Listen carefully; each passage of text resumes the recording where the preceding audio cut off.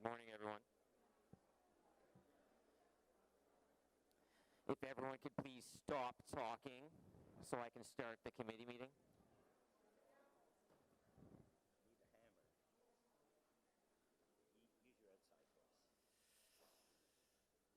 So good morning and welcome to the December 17th meeting of the Standing Committee on Environment Protection, Water and Waste Management. My name is Scott. Welcome. We only have councillors. Jean is the only councillor on the left side today. All of our other councillors are on the right side. So we have full right side councillors today. I have no friends. Our left side councillors could not make it today. So our typical right side councillors are all right here. Very typical right-leaning councillors. And I'm just sitting here in the middle. Declaration of interest, and we have a couple visitors, Councillor Harder and Councillor Sudds, from the far south and west reaches of the city. Declaration of interest, seeing none. Any interest in anything? A little bit? Confirmation minutes from our meeting of Tuesday, November 19th, 2019. Anybody read them? Carried. Thank you. So we have two items on the agenda today, the Climate Change Master Plan and the Energy Evolution Model, as well as the Tree Bylaw Review Project. I had to skip like 6 pages to get to it. So, and that's it. So we're going to hold both items, obviously, because we have presentation and delegations on both. So we will go immediately into the Climate Change Master Plan and Energy Evolution Model. Andrea Flowers and Jen Brown and Mike Fletcher and Don Herdwire.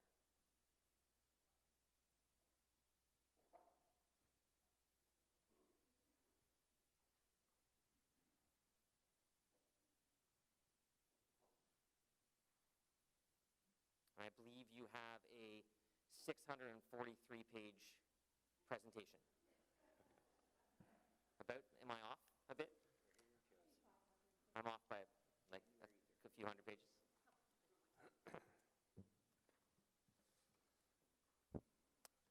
Good morning, Chair, members of committee. My name is Don Herdwire. I'm the Director of Economic Development and Long Range Planning. This morning I'm joined by Jen Brown, Andrea Flowers, Mike Fletcher, all from our Climate Change and Resiliency Unit. Jen will handle the first part of the presentation and Andrea will pick up from there. Before I turn it over to Jen, I'd like to thank staff from across the corporation, all of our external stakeholders, and our Climate Change Council Sponsors Group, which includes Chair Moffat, Councillors Menard, Councillor Fleury, Councillor Sudds, Councillor Kavanaugh, and Councillor Dudas. And just like to thank them for their input and guidance that they provided to get us where we are today. So this report builds on the official plan preliminary policy directions that were approved by Council last week, and it provides a framework for Ottawa to transition into a clean, renewable, and resilient city by 2050. So I'd like to turn it over to Jen.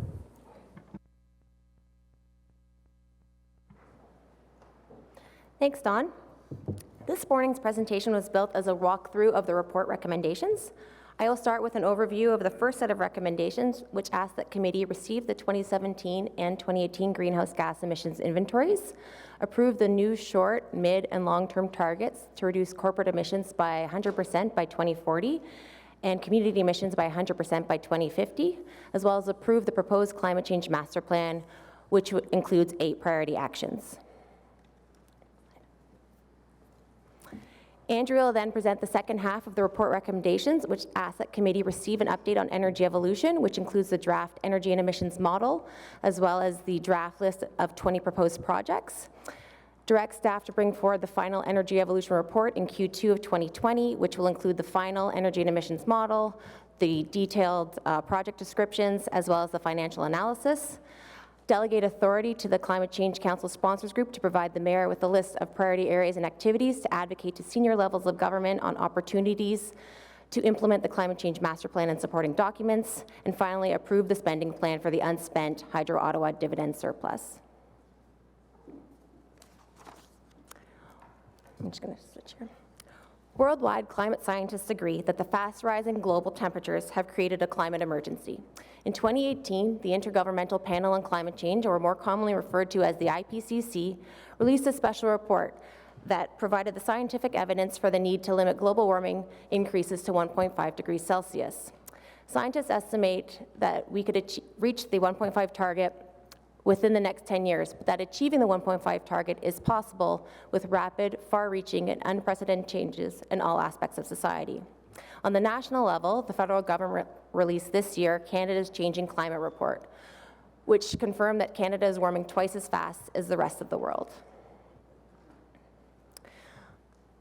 In response to the latest climate science, more than 900 cities and jurisdictions around the world have declared a climate emergency. Within Canada, over 450 cities and regional governments have declared a climate emergency, along with the Canadian House of Commons and the Assembly of First Nations. On April 24th, Ottawa City Council joined the global movement and declared a climate emergency for the nation's capital. The timing of the review and update of the Air Quality and Climate Change Management Plan was then well positioned as the science, legislative context, and opportunities had evolved significantly since the plan was approved in 2014. As such, staff proposed that the Air Quality and Climate Change Management Plan be renamed and repositioned as the Climate Change Master Plan, and to elevate it to a policy level that aligns with other existing master plans. The proposed Climate Change Master Plan has a vision to take unprecedented collective action to transition Ottawa into a clean, renewable, and resilient city by 2050. This is guided by the principles that everybody has a responsibility to manage energy consumption and to mitigate risks, that collaboration is needed amongst everyone to effect change and develop joint solutions, that municipal leadership is required to ensure an integrated and comprehensive approach among the corporation and the community, that coordination is required among all long-term municipal plans, the comprehensive asset management program, and the long-term financial plans to ensure a harmonized strategic approach. And finally, to ensure that an equity and inclusion considerations are incorporated into all decision-making processes. The proposed Climate Change Master Plan would be the overarching framework as it looks at how Ottawa both mitigate and adapt to climate change over the coming decade. Mitigation refers to the need to reduce our energy consumption and our greenhouse gas emissions.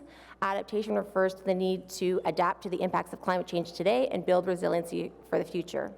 If we break it down by the two supporting streams, most of the work to date has been done on the mitigation side, in that the city has completed greenhouse gas emissions inventories, set corporate and community greenhouse gas emission reduction targets, and is developing Energy Evolution, which is the strategic action plan for how we will achieve said targets.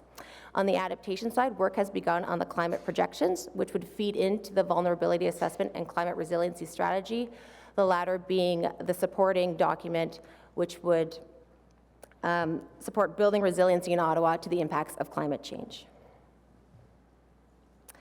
In recent years, Ottawa has made progress in investing in and implementing mitigation and adaptation measures. Key mitigation initiatives include building out the light rail transit network and investing in electric buses, landfill gas improvements at Trail Road Waste Facility, incorporating further energy efficiency measures at city facilities, and developing the Complete Streets implementation framework. Key adaptation measures include the public health and emergency preparedness, flood risk management, which includes updating the floodplain mapping, the combined sewage storage tunnel, which is a signature project under the Ottawa River Action Plan, and the urban forest management plan. At the city, we undertake two types of greenhouse gas emission inventories, community and corporate. Starting with community inventories track emissions associated with those activities that happen within the geographic boundaries of Ottawa and are broken down into 4 sectors: buildings, transportation, waste, and agriculture. In 2018, roughly 90% of our emissions came from the buildings and transportation sector, which is a consistent pattern that we've seen since 2012. If you look at the largest contributing energy source, that would be natural gas, followed by gasoline and diesel. Corporate emissions track emissions related to our municipal operations. It is also broken down into 4 sectors: facilities, fleet, which can be broken down into transit fleet, municipal fleet, and police fleet, trail road, waste facility, and ROPEC. The largest contributing sector within the corporate inventory was fleet, with transit fleet accounting for 52% of emissions and the municipal fleet accounting for 13% of emissions. Diesel is the largest contributing source within the corporate inventory, accounting for 60% of corporate emissions. In 2018, the corporate emissions accounted for roughly 5% of total community emissions, but it's estimated by the Federation of Canadian Municipalities that the municipality has influence over roughly half of emissions within a community. We currently have 3 council-approved greenhouse gas emission reduction targets. We have a short-term community target to reduce emissions by 12% by 2024 and a long-term target to reduce community emissions by 80% by 2050. On the corporate side, we have a short-term target to reduce emissions by 20% by 2024. Since 2012, community emissions have decreased by 14%. This is largely attributable to the former provincial government's decision to phase out coal plants and the significant reductions associated with generating electricity in Ontario. On the corporate side, emissions have decreased by 36% since 2012. This is largely attributed to the decline in emissions due to the increased landfill gas capture efficiencies at Trail Road Waste Facility, as well as also benefiting from the provincial phase-out of coal plants and efficiencies made within the city facilities. As previously mentioned, the city does not have direct control beyond its own operations. As such, in order to mobilize community action, council can continue to set ambitious targets, monitor greenhouse gas emissions regularly, and can communicate these results to residents. And this would be consistent with the action that we've seen in municipalities across the country and would align with the call to action from the IPCC and Ottawa's own climate emergency declaration. As such, staff recommends setting new short and midterm targets, as well as setting a new long-term commitment to reduce community emissions by 100% by 2050, which would align with the IPCC target to limit global warming to 1.5 degrees.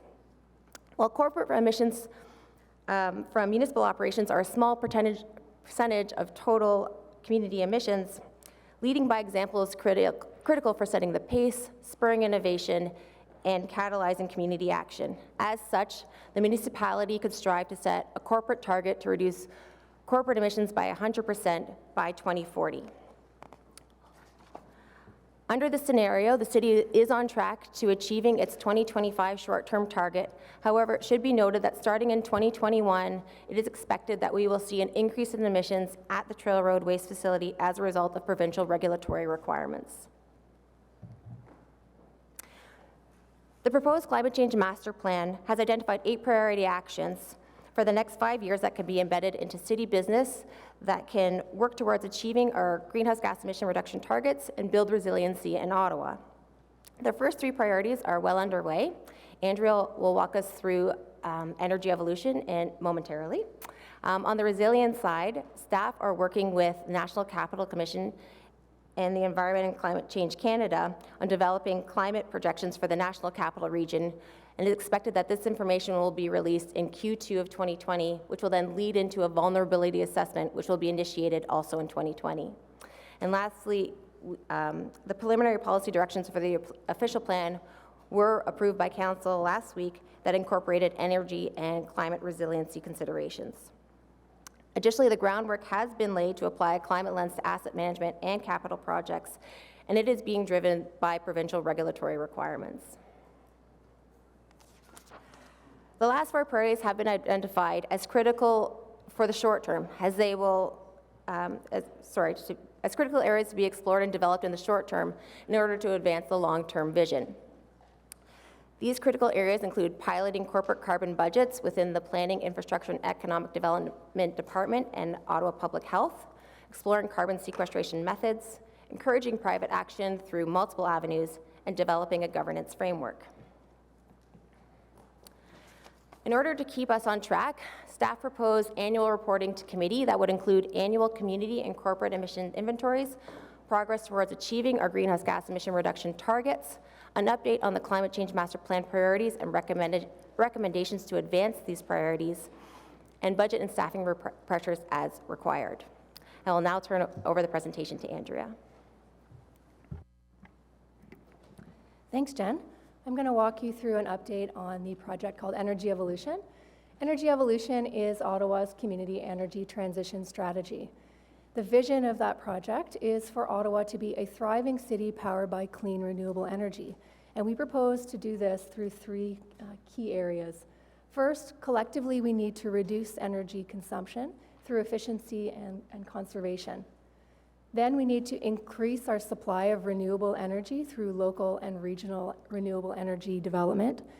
And third, we need to prioritize the procurement of clean, renewable energy. Energy Evolution has been completed over the course of 2 phases. In phase 1, which started in 2016, a sounding board of community technical experts and interested stakeholders was established. A series of technical working groups were also established in phase 1.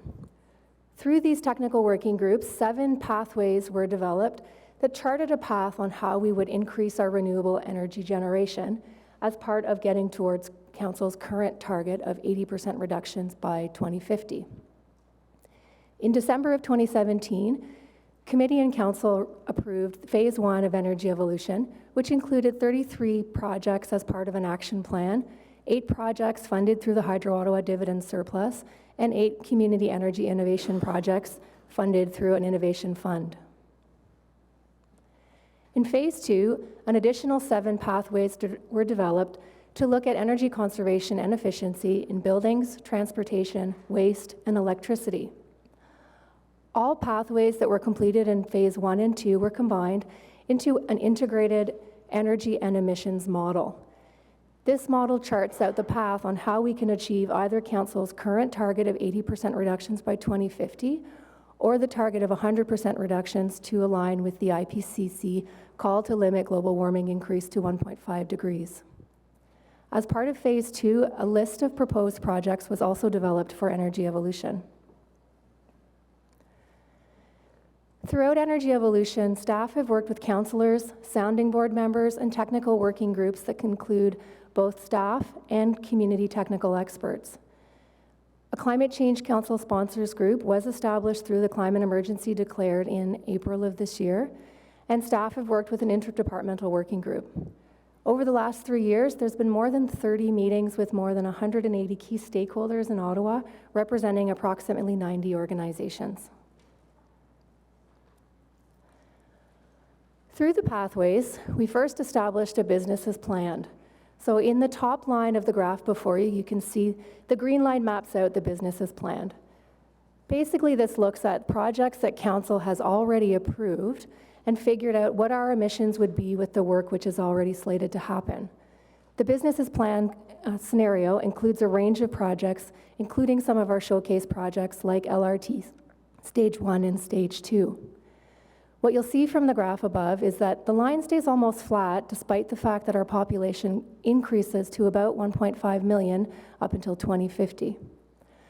What you can also see from the graph on the screen is that there's a significant gap between our current reductions of 80% and the proposed 100% reduction. Energy Evolution takes a look at where those proposed emissions will come from in 5 key areas: electricity, transportation, waste and renewable natural gas, existing buildings, and new buildings. This slide shows what it would take for us to make reductions in the 80% scenario. You can see from the dark red or almost purple band that transportation represents the single largest sector in which emissions would come from, emission reductions would come from. When I flip to the next slide, you'll see that there's a change particularly for electricity. The difference between the 80% and the 100% scenario, that 20% difference, almost half of it comes from reducing the carbon left in the electricity grid and from accelerating the adoption of heat pumps. So if we switch to the next slide, you can see that the proportion of electricity required to meet our 100% increases. Existing buildings also increases, and that's where we see the accelerated adoption of heat pumps. As part of the status update for energy evolution, there is a list of 20 proposed projects for staff to work with community and staff stakeholders and develop over the next several months. In each of the proposed areas, we've given examples of projects which we will move forward. Under buildings, we propose to develop a residential and commercial accelerator program for retrofits, as well as a high-performance development standard. In the transportation sector, we propose a personal and commercial electric vehicle strategy, 100% zero-emission transit fleets, as well as transportation mode shift framework, which would be incorporated into the Transportation Master Plan. Under waste and renewable natural gas, we propose to divert organics from landfill and increase renewable natural gas development. In electricity, we'll develop an electricity resource strategy, and because private action is a critical area both in the Climate Change Master Plan and in energy evolution, we propose to develop a climate change education and outreach program, as well as something called Fund the Evolution, which would look at a range of financial mechanisms currently available to the municipality to fund the change required, as well as look to alternative sources of funding to fund the changes and projects required. We propose to bring forward a final report in Q2 of 2020, which will include the final energy and emissions model. We also have started doing a detailed financial and affordability analysis of each of the 44 actions included in the draft energy and emissions model. That financial and affordability analysis will include an overview of the capital and operating costs, as well as potential savings and revenue generation. As part of the final report, we intend to bring forward more detailed descriptions of the proposed projects, including timelines, resources, and milestones.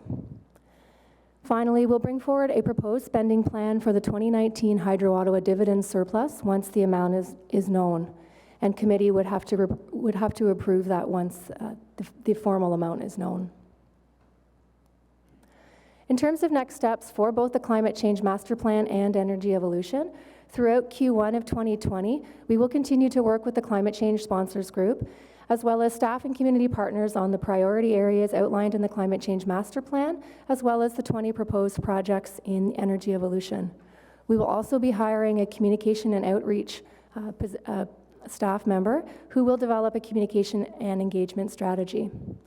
In Q2 2020, we propose to bring forward the final report on energy evolution as outlined in the previous slide. And as part of the adaptation response, in Q2 2020, we will be bringing forward the local climate projections, which we have developed in partnership with Environment Canada Climate Change and the National Capital Commission. By the end of 2020, we will bring forward the first annual update on the Climate Change Master Plan, including an update on the proposed 8 priorities and the projects within. That concludes our presentation, so I turn it back to you, Chair, for any questions. Thank you very much. What we want to do first, of course, is go to delegations. So if we can free up, either John, if you could just shift to the other side.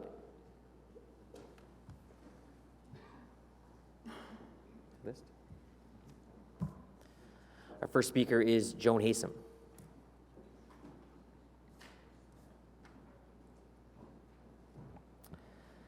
And Joan will be followed by Sharon Coward of the Enviro Center.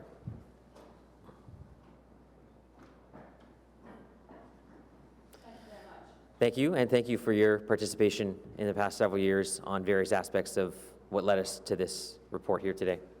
It's been a pleasure to continue to be involved and continue to provide insights where possible. One of the things I want to really point out from the report and the analysis done is that 95% of the city's emissions come from non-corporate sources. This has actually been understood since 2012. 7 years and 3 rounds of study later, we still don't have any policies or major policies or programs that influence, nudge, or encourage people to change their behaviors. I'm concerned that the next stage includes further rounds of strategy work with very little action and very little budget to support it. We need action. I will choose today to focus on buildings, which is likely one of the toughest challenges and most impactful, as we saw from the earlier graph of how to get to 80% reductions. I'm leading an innovative energy group at J.L. Richards, long-established firm here in Ottawa. My team brings low energy and low carbon solutions to buildings, wastewater, treatment, mining, and industrial sectors. We are currently designing a new corporate office that includes many low or zero carbon energy and carbon targets within it. We understand the investment returns of these design elements. However, currently, there's a gap of knowledge and/or motivation in many clients for changing business as usual and how they develop the city and how they build their buildings. I encourage the city to show leadership and strength and a spine to create an environment where we build a better city. Building codes and building permits are a major policy driver that guide this sector. As I said, buildings are one of the major components of GHG emissions, and municipalities do play a significant influence in what is built. They have the jurisdiction to adapt building permits and development processes to impact the required climate change mitigation needs of the city. There are several policies, such as mandatory energy and GHG analysis done by the proponents submitting a building permit, preferential development processes for low energy or low carbon buildings, such as faster turnaround times. Those are both low cost things that can quickly influence a major component of the sector. I note that the report suggests the adoption of a high performance building standard, and I'm strongly in favor of that being taken into action as soon as possible. Additionally, the city needs to lead, right from the very top, the public conversation and providing a strong voice that advocates for the advantages of building a low-carbon city. Why should the city show leadership on this? Because of the clean energy economy. The clean energy economy creates jobs, and these jobs are predominantly local. Think of all the retrofit work that could be undertaken using local Ottawa citizens. More specifically, for some numbers, a study from Eco Canada shows, these are national numbers, that 436,000 workers are directly employed in energy efficiency. And by implementing the Pan-Canadian framework, Canada can create an additional 118,000 annual jobs. This sector employs more than the oil, gas, and telecommunications sectors combined. Ottawa needs to make sure that it's part of the growth of this economy. If we stand and wait, we lose. Companies, consultants, constructors will gain advantages in the cities where they are located, and then they'll be able to work outwards. We need opportunity here within Ottawa right now. Some of the cities that are further ahead of Ottawa include Edmonton, Peel, Halton Hills, Hamilton, Mississauga, Toronto, Vancouver, and the list goes on. There's enormous cost to not doing this, from people's monthly energy bills to lack of economic growth, let alone the impacts of climate change will impose upon us. The costs of acting are lower than the costs of not and having to react. I'd like to, therefore, greatly encourage the high-performance building standards and other actions with regards to building and development permits. Make the things that are in the official plan, where we're talking about a climate lens, make sure that that does not stick at the high level, but is able to move down into actual actionable items by the people that are doing the day-to-day work. I see many cases where that is not yet happening in several organizations here in Ottawa. Thank you very much. Thank you, Ms. Ace. Appreciate it. Questions for... So we have a lot of speakers today. I don't think there's going to be any need for the clapping or the jeering that we might get in other committees. Let's just assume we're all on the same page and that we all appreciate everything everyone's saying. Go ahead. Thanks very much, Chair. Thanks for your presentation. Just have one question, because I agree with you. We need to be taking action on that, but and you seem to have this information. Yep. What concrete suggestions can you give to staff or councillors on the city incenting private buildings to make this transition? Because we have our own control over the organization's buildings, but the incenting of private buildings to do this, obviously there's a savings associated, but I'd like to see if you can write to us, follow up. Obviously you can't talk about it all now, but the concrete suggestions on the ground that we could do to incent that type of behavior. As the very briefest of answers, I think it's through the building permit process and the development rule sets that are there. You can create incentives for lower energy solutions to be built first. Agreed, and that's on our new builds. That's on your list, But a large portion of our emissions now are on retrofits, current buildings that are already built. So we need the information on the incenting of the current buildings that are already there to really get to these targets. So if you have more on that, whether written to us or I'll write back in later and bring some other experts to the table too. okay, thank you. Thank you, Councilor Menard. Any other questions? Seeing none. Thank you very much. So we now have Sharon Coward with Enviro Center, followed by Rob Barnes. Hi, good morning. Thank you for having me here. As mentioned, I'm from Enviro Center. We are a nonprofit environmental organization located here in town. Our work encourages local residents, businesses, and communities to take action on climate in practical and tangible ways. We are a long-term partner of the City of Ottawa. For us, the city's role in climate action, its minimum role, is to take the lead, adopt and support a path, and leverage its public role in the community to catalyze effective collective climate action. I wanted to come this morning to speak in support of the city taking on this draft climate change master plan. The work laid out in this plan is enormous, but is in keeping with the enormous scale of work to be done if we're going to keep our world healthy and stable, if we're going to keep our city resilient and strong in the face of the changes that we already know are coming.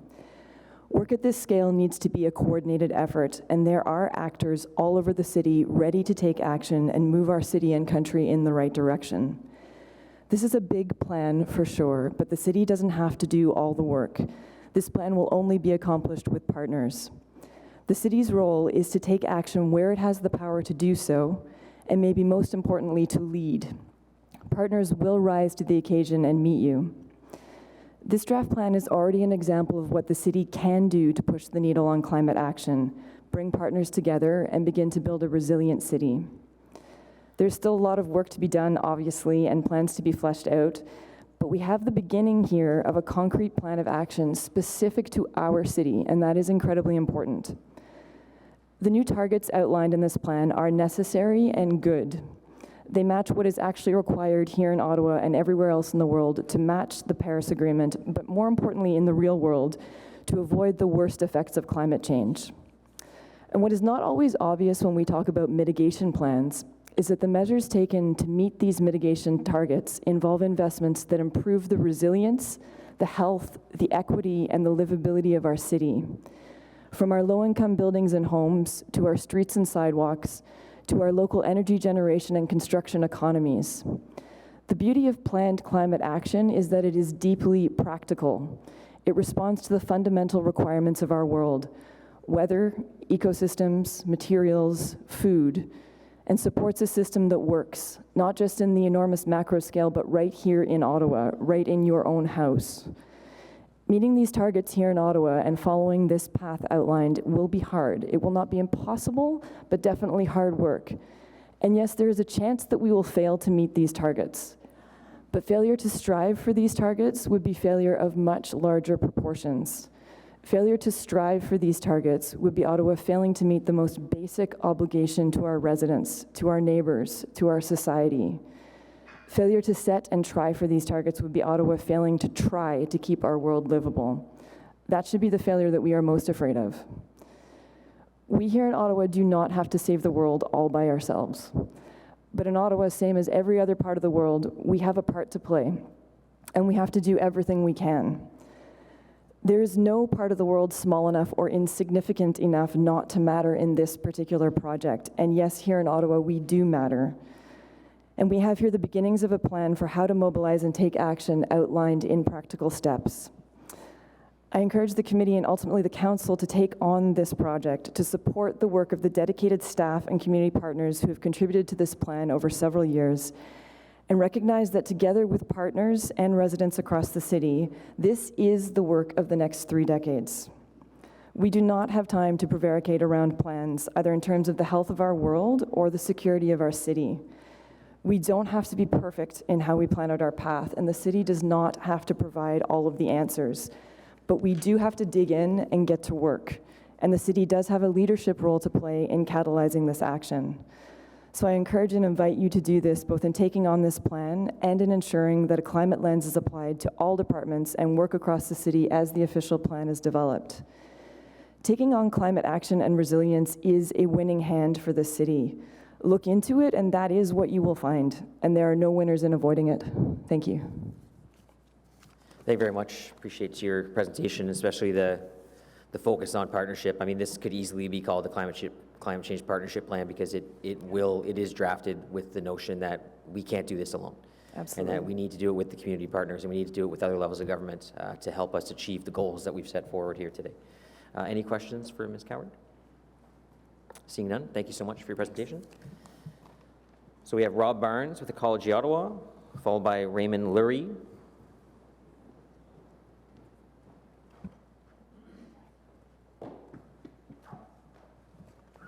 Do you always wear black? Do you always dress in dark colors? Only for you.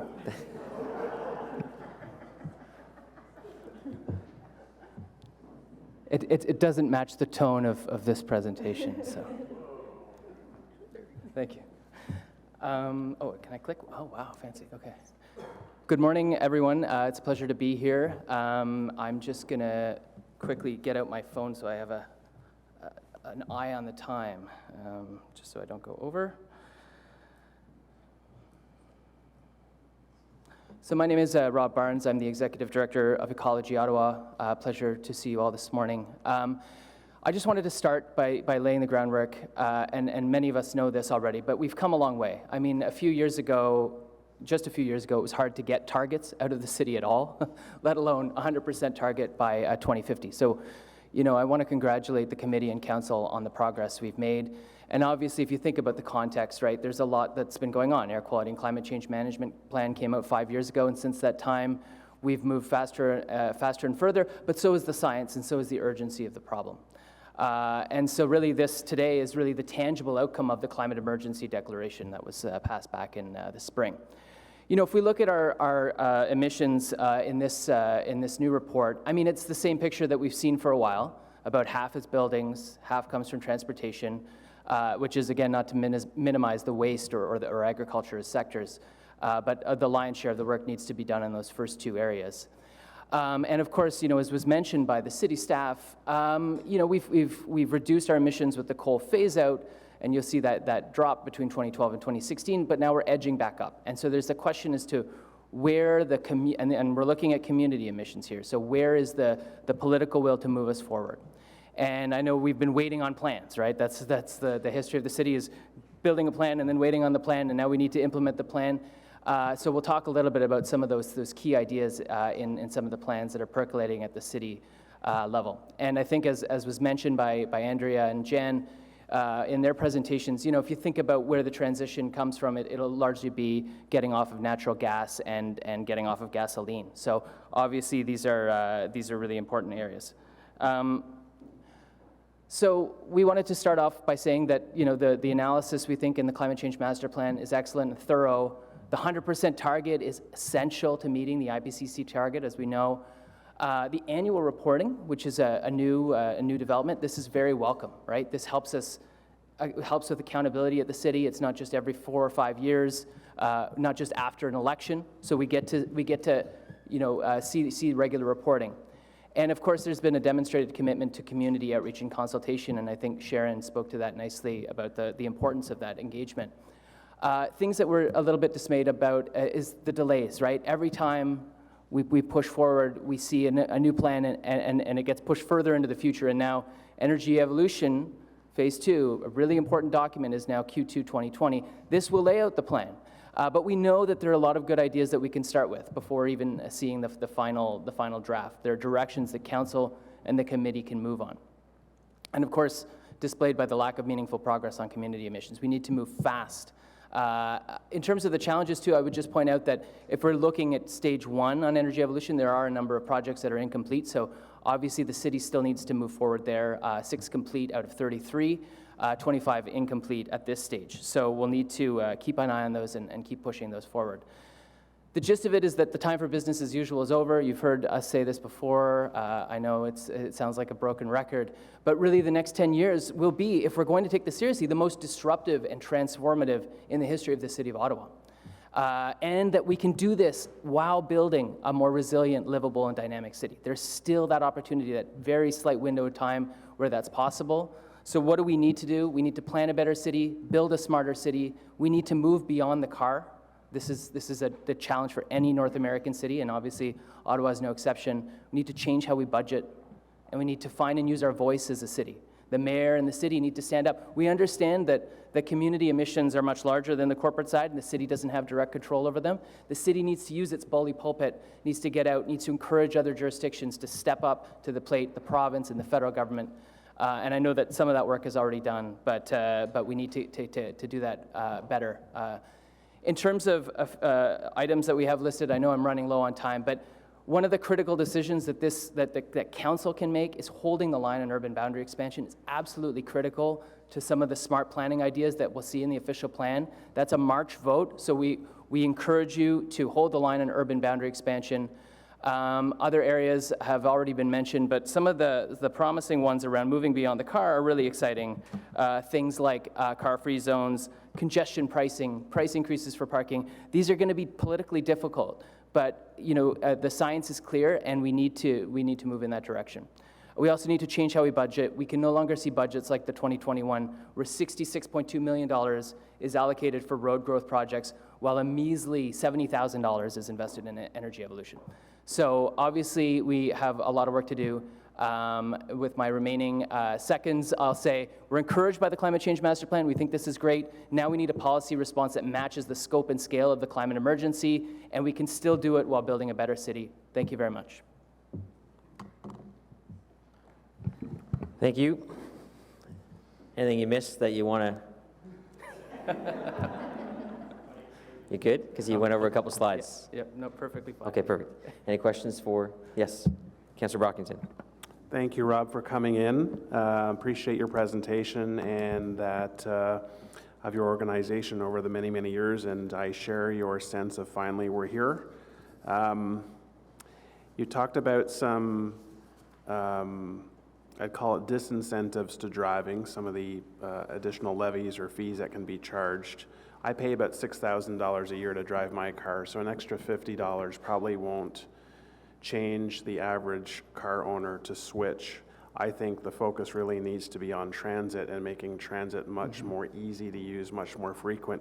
Can you expand on your thoughts, particularly on transit and what our city can do to improve the transit?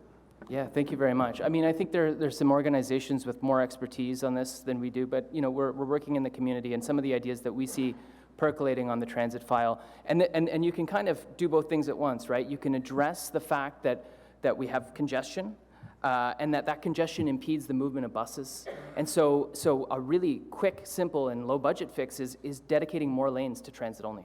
And all of a sudden your transit system becomes vastly more efficient and effective. Obviously funding is a perennial challenge. We think LRT is a great investment, right?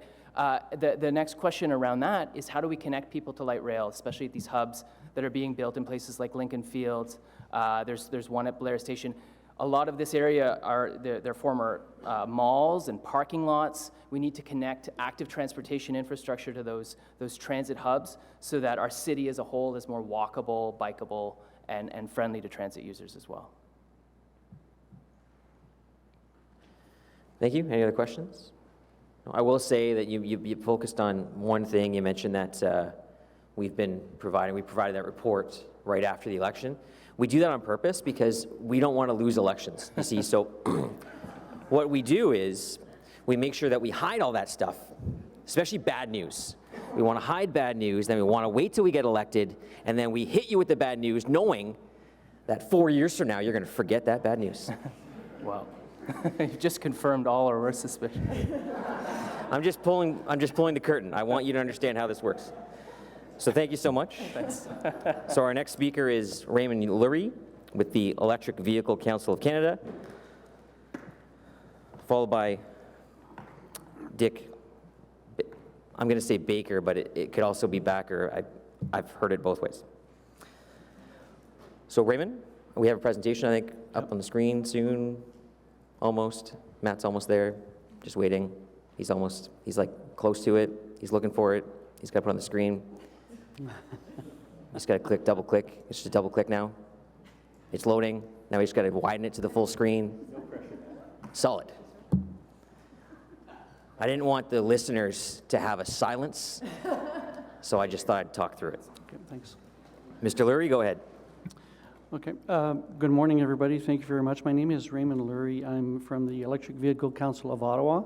And what I wanted to start by doing is congratulating city staff for the excellent work they've done. Andrea and her team have done excellent work with Energy Evolution in particular, and they're looking at real solutions to the real sources of carbon in the city. So in terms of carbon budget, I'm really happy to see that proposal. I think that if managers are compensated on carbon budgets as well as they are, and measured on carbon budgets as well as they are on financial budgets, that will incent them to do what they can to reduce the amount of carbon that's emitted. Reducing corporate emissions to zero by 2040 will require electrifying the city fleet starting now, right? And same with community emissions at zero in 2050. We're going to have to start transitioning to electric very, very soon. One thing I'd like to see as an improvement in the plan is that there isn't any consideration of concrete and the impact of concrete on emissions. As you probably know, 45% of the energy in a building over its life cycle is actually in the construction materials and construction phase of the building. So that's something to consider. And you can see there a mass timber building in the back there that sequesters carbon instead of emitting carbon for in the building. Emitting carbon for the concrete production. So here this is a slide that shows you that electric powertrains are becoming cheaper and cheaper, and we are expecting price parity within a few years. We're already seeing that with some various EVs on the market. This here is a technology adoption curve slide that shows a technology adoption from many of the different technologies over the last century or so. And you can see that there's what was referred to as the S-curve for adoption. Okay, so what happens typically is you have, as you can see here with current numbers in Canada up to 2018, you have a slow uptake and then all of a sudden it goes exponential. So what we've done is we've done some projections and we're showing that assuming that there's government support for this at all levels of government, we would be able to get to 100% new electric cars or new cars being EVs by 2030 or 2031.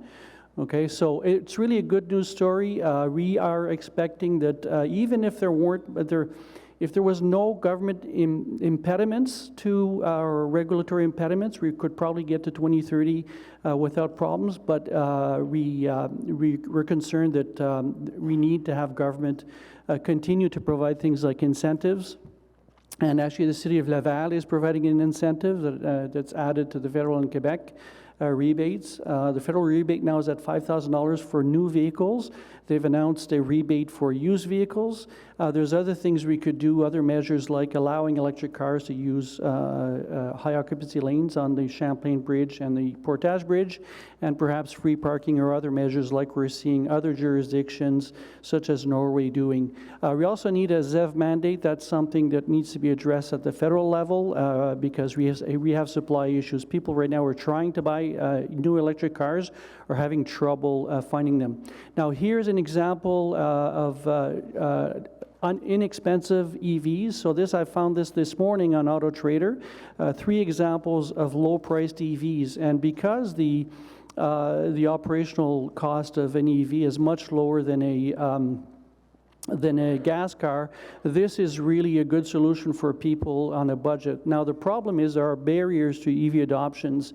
And if you look at the second from the bottom, community housing there, that's one of them. So a lot of our poorer people in the the community live in community housing and they don't have access to charging. So we need to invest in that. If you look at the map, it shows that Ottawa has very few, I don't know if this pointer works here, no. So very few chargers, that's in the middle there, compared to Montreal on the right-hand side and Toronto on the left-hand side. Back to buses, I've talked to buses before, so Mr. Manconi keeps talking about looking at compressed natural gas, but you'll see in this slide that compressed natural gas emits lots of greenhouse gases, and it will not provide us a solution that will bring us to the objectives we have. Hydrogen is a similar solution, very expensive, also results in emissions, so electric buses are really the only viable option. TTC is saying they're saving $56,000 per bus on diesel costs alone, per bus per year. Okay, so if you look at, actually, I'd like to congratulate the council about the motions last week. But it really should be non-diesel buses and not, it should really be electric buses, not non-diesel buses. Can I just ask you to try to wrap up in the next like 30 seconds? Okay, so there's other solutions. So other city vehicles, so there's fire trucks now that are appearing, garbage trucks, utility trucks, all of that. That's an excavator that's actually battery electric. That would be very quiet for construction downtown near other people, right? Money drives the world, right? And we are in a climate emergency. If the city is to do something, we need to invest now, not in the future. All right, thank you so much for your presentation. Councillor, we have a few questions from councillors. Councillor Blais. Thanks, Ray, for coming out, and I know you were limited by time. On the electric buses, I know you have some strong views on the electric buses. Could you perhaps elaborate for the committee membership? Well, the first issue there is that the electric buses are the only solution that will give you actually zero emission transit fleet, right? So hydrogen and compressed natural gas both imply CO2 emissions in the production of hydrogen or the actual burning of compressed natural gas, right? The other issue is that if we're using short-range buses, those buses need to be charged during the day. So the Nova bus in particular that's short-range has got a range of 37 kilometers only, which means it needs to be charged when buses are used, which is typically during the peak times in the morning and peak times in the afternoon. Well, in Ontario, the electricity that's used to meet that peak is generated through natural gas. So if we use short-range buses, we're going to lose some of the benefit of electrifying the fleet by charging during the day. So it'd be much better if we were charging at night, which is more appropriate if we're using long-range electric buses. So at night, Ontario actually has a surplus of electricity that would be available to charge those buses. Sure, and those short-range buses that you were describing, they're charged throughout the day with overhead catenaries, basically. Yeah, they're charged with typically overhead catenary, which is the other reason we don't like that solution is it's very expensive. So the installation, we're talking $1 million per charger, and these chargers have to be located throughout the city where the routes are, because 37 kilometers is not enough to get back to the bus depot and then do the run, right? So you have to put them where you think you may need them long term. So it's a difficult planning exercise, and it results in a bus system that's not very flexible, because you have to, you have to drive the buses where there's charging available, right? Thank you very much, Mr. Chair. Thank you. Councillor Menard. Thanks very much, Chair. Thanks very much, Ray, for coming in. My questions follow Councillor Blais. Councillor Blais asked a question at Council the other day around what kind of buses we're buying for the electric bus pilot, and it wasn't clear from OC Transpo's answer that they were going to be the non-catenary, that the ones that require charging in the evening, not continuous charges, which I understand is not something we really want to go, that road we want to go down, but it's not clear to me where OC Transpo is going. Can you confirm how the availability of long-range and short-range buses that don't use the catenary in Canada? I know there's several companies that do this now. Can you just confirm these are available, these are being adopted in multiple cities across the country in North America? So if you look worldwide at the bus market, about half of the new buses today are electric, and the vast majority, somewhere near 98% of those are using are long-range buses. right? In terms of availability, I know that there was some question about the standardization of plugs at the or charging methods at the city meeting. The industry for slower charging, if you could put it that way, so charging inside of bus barns, the industry is essentially supporting the CSS combo standard, which is a standard that's used for regular passenger EVs. So there is essentially a standardization in that space. Now, the overhead catenary is not necessarily, it's not necessarily that it wouldn't be a good solution in the garage. That's what actually Edmonton is using. So they plan on charging in the garage using overhead catenary for whatever reasons, but that's the exception. Most of the transit operators are using charging stations in the bus barns that use a CSS combo, which is a much more common standard. Okay, and the reason this is so important for this report today is that we're trying to reduce corporate emissions or organization emissions by 100% by 2040, and a huge portion of that for us is our fleet. Yes. And the reduction of diesel. And so this is a must. And I mean, to me, the city is not moving fast enough on this. There's resistance from OC Transpo when there shouldn't be. We should be moving much quicker on this type of initiative.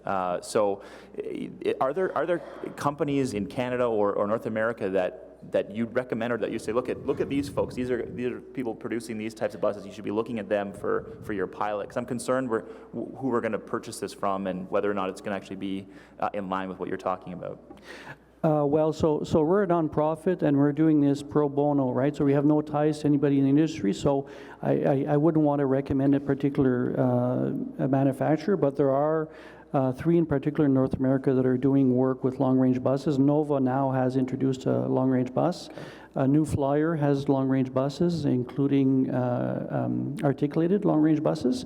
And Proterra is the other big player in the field. They're more of a technology leader in that space. Yeah, the companies I've seen, they're all moving to electric now. They're all adopting electric fleets. So, okay, thank you very much.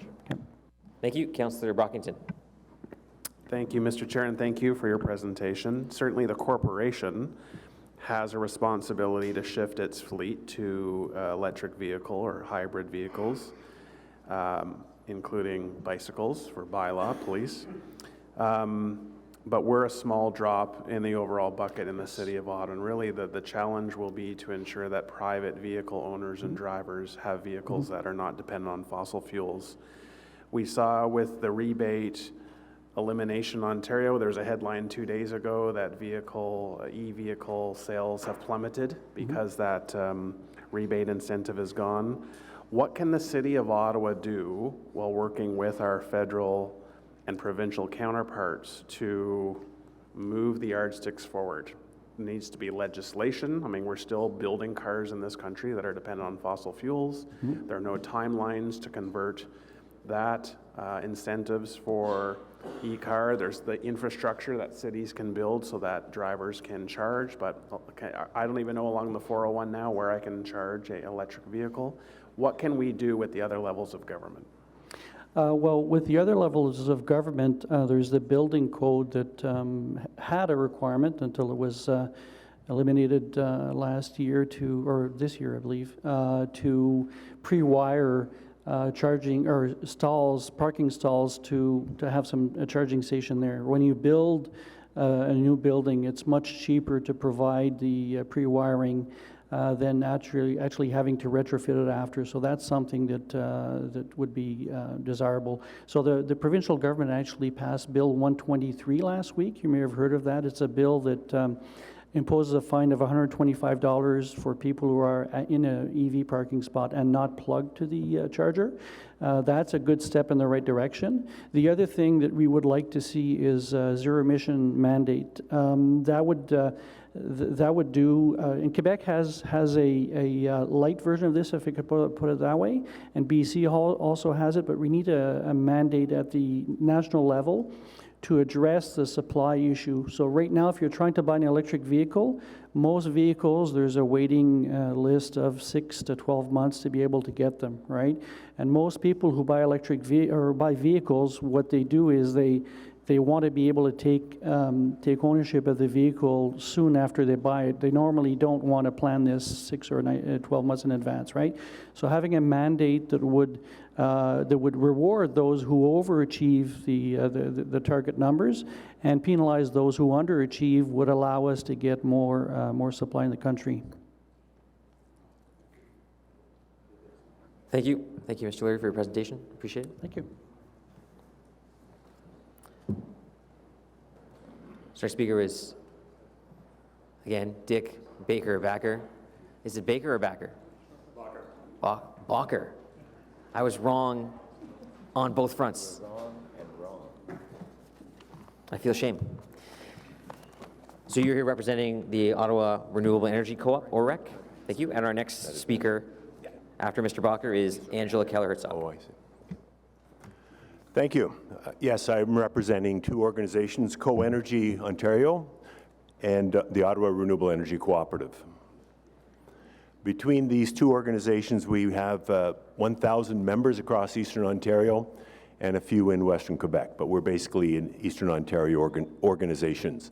We own and operate 19 operating electricity generation facilities on barns, schools, factories, and commercial operations and housing co-ops, and one museum. The Museum of Science and Technology is now running a system that we own. We also have 4 energy retrofits in operation now, and we've raised $9 million from our members, and that is financed all of our projects. We have no outside debt. We can do much more. We want to do more. There are fewer opportunities than there is interest from our members to invest in these. OREC, Co-Energy, and our members, supporters, and suppliers all ask that you quickly approve the submission that's before you and give it your full financial and political support to make the transition active. Energy cooperatives can leverage untapped community investment. There's money sitting in bank accounts that's not being put to work. The returns in the stock market and debt instruments are very low these days. So there's people our age, over 50, that are sitting on money that's not moving. And we can enact that money to be productive. The 20 energy evolution projects will need community participation, community partners, energy cooperatives like OREC and Co-Energy can help with the implementation of those projects, and we're ready to help on those right now. The city can lead by example. You can take action with your facilities and be an example by putting in those energy facilities, do the retrofits on your arenas and your facilities, enable Eevee generation or connectivity and electricity generation for Eevee on your sports facilities. All your facilities should be enabled now. You can encourage community action by highlighting what is good, showing that action on these fronts will reduce utility costs, enhance property value, and you need to make it easier for people to action. You should also discourage and penalize inaction by pointing out the value destruction of wasteful inaction in this site, and make it, most importantly at all, a nonpartisan issue through community-focused. You should be implementing this plan through a paradigm of positive community engagement, positive citizen engagement. Identify who your supporters are and help them be your advocate in the projects. There'll be lots of people arguing about the high cost of what you're going to try to do, but there are savings and there are benefits that will work down to the community and to the individuals in Ottawa. The community-based organization should be given a role in the delivery and help them unleash your supporters to support and drive this forward. Thank you. Thank you very much, Mr. Bacher. Question for you from Councillor Eglai.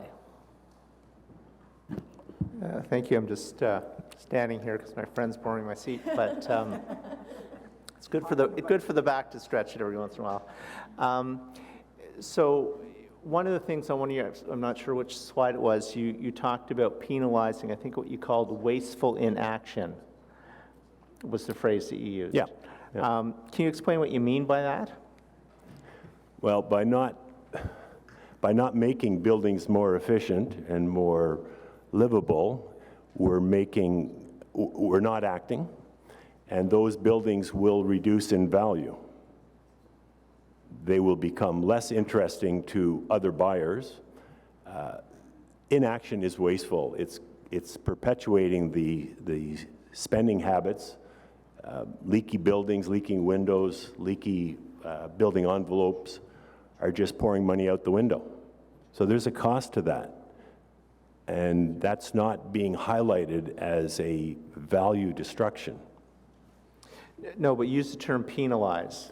I like to incentivize, So if they don't, so I'm trying to figure out what you think we should be doing to okay, so penalize or to address the problem. if someone wants to build a building that's not LEED, they should be at the back of the line.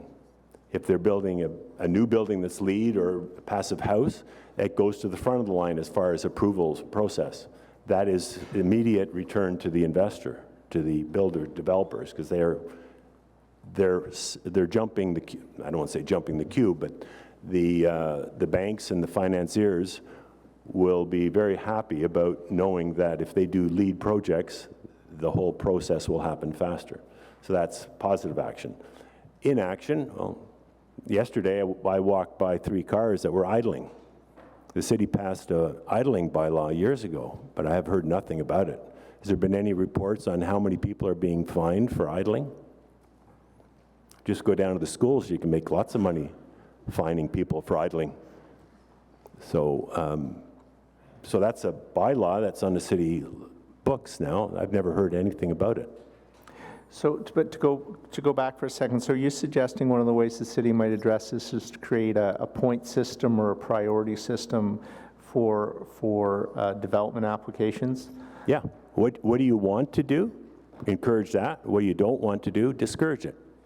Okay. And make that up front at the start of the year. And you'll have a different mix of projects coming forward, I would suspect. People are self-interested. Okay, that's an interesting suggestion. Thank you. Thank you. Sorry, I think Councillor Kuch has, just the idling bylaw has a threshold. It's Pardon me? The idling bylaw has a threshold. It's above like 3 degrees and under about 24, 25. Yeah, we don't really want to enforce it, do we? I'm just saying, yesterday. It's annoying. Yesterday it didn't apply, that's all. Councillor Kuch. Thank you, Chair. Thank you, Mr. Bacher. It's nice to see you again. Just following up on Councillor Eglai's question, and we heard from someone before that while the new builds, we want to make them as efficient, state-of-the-art efficient, a lot of the issues are with our current builds. And just following up on Councillor Eglai, how do we incentivize the owners of those existing buildings, because many of them will be around for the next 50, 60, 70 years. They were built 50 years ago in our ward. That's the age of the buildings, and the windows are old. What can we do? I've done several renovations in my house in the last 30 years. You control the taxes on the buildings. If they're at a certain level of efficiency, then the tax is at a higher or a lower rate. You allow buildings to be sold. I think in Britain, if any building has asbestos in it, it can't be sold. So the owner has to remove the asbestos before selling it. Maybe you could look at bylaws that regulate the sale of houses if they're not at a certain standard.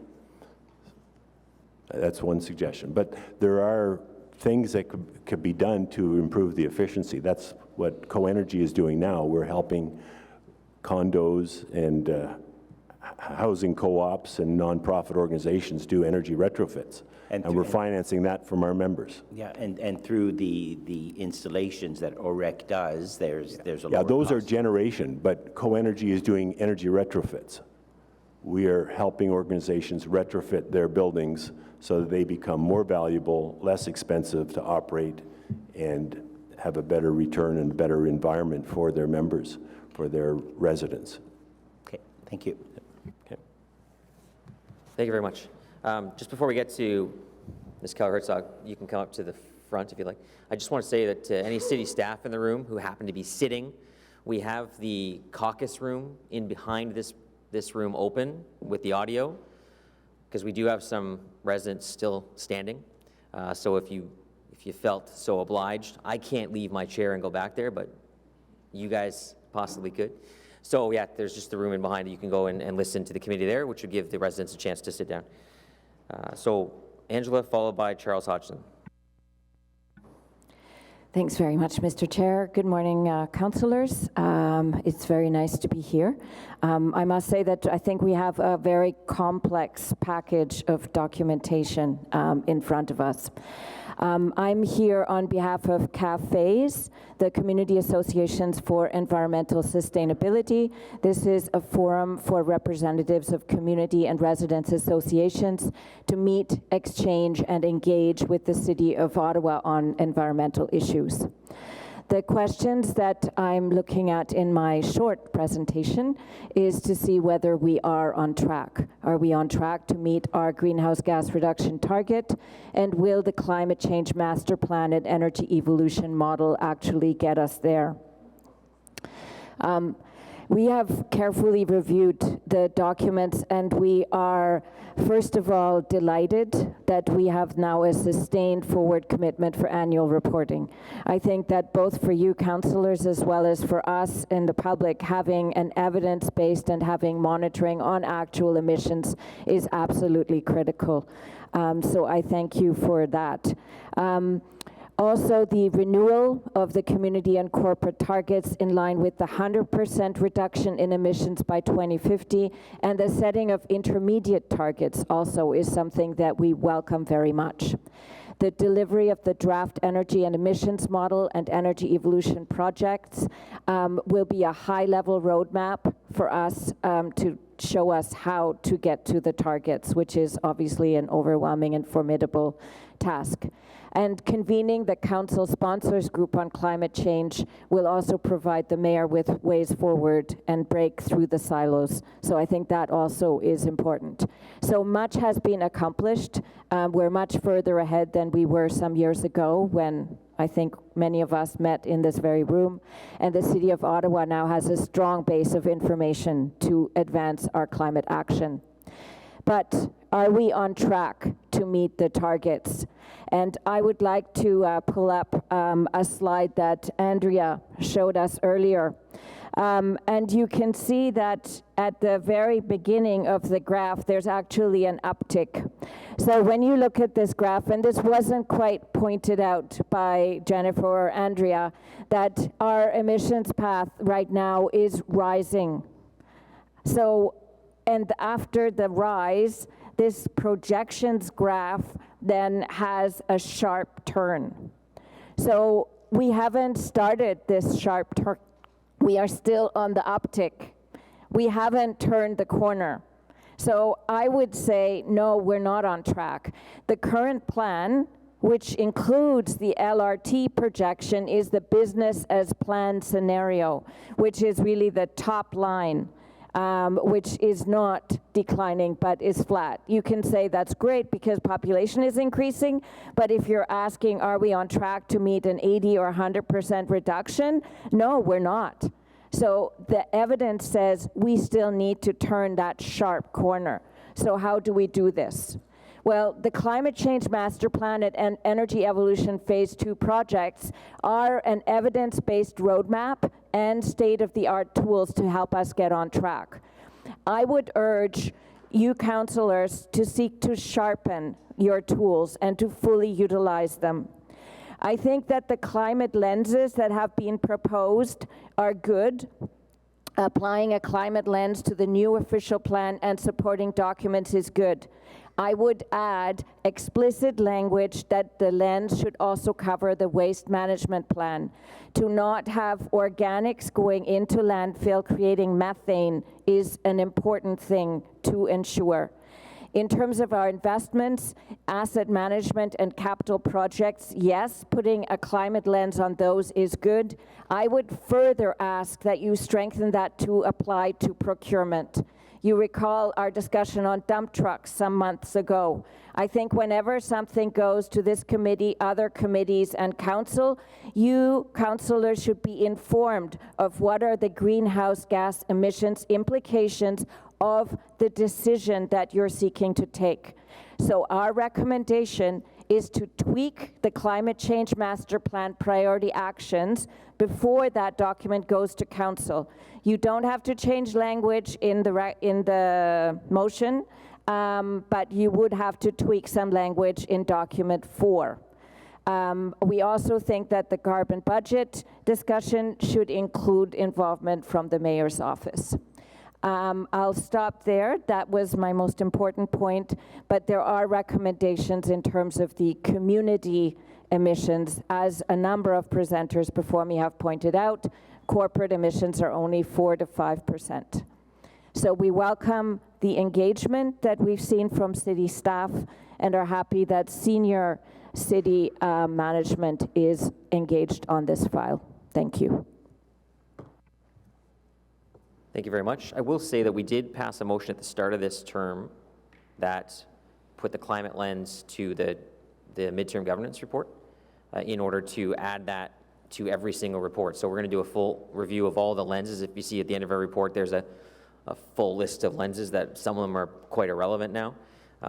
So we're going to look at that in its entirety. And then the motion was to add a climate lens to every single report that comes to committee and council. And that was approved unanimously by council.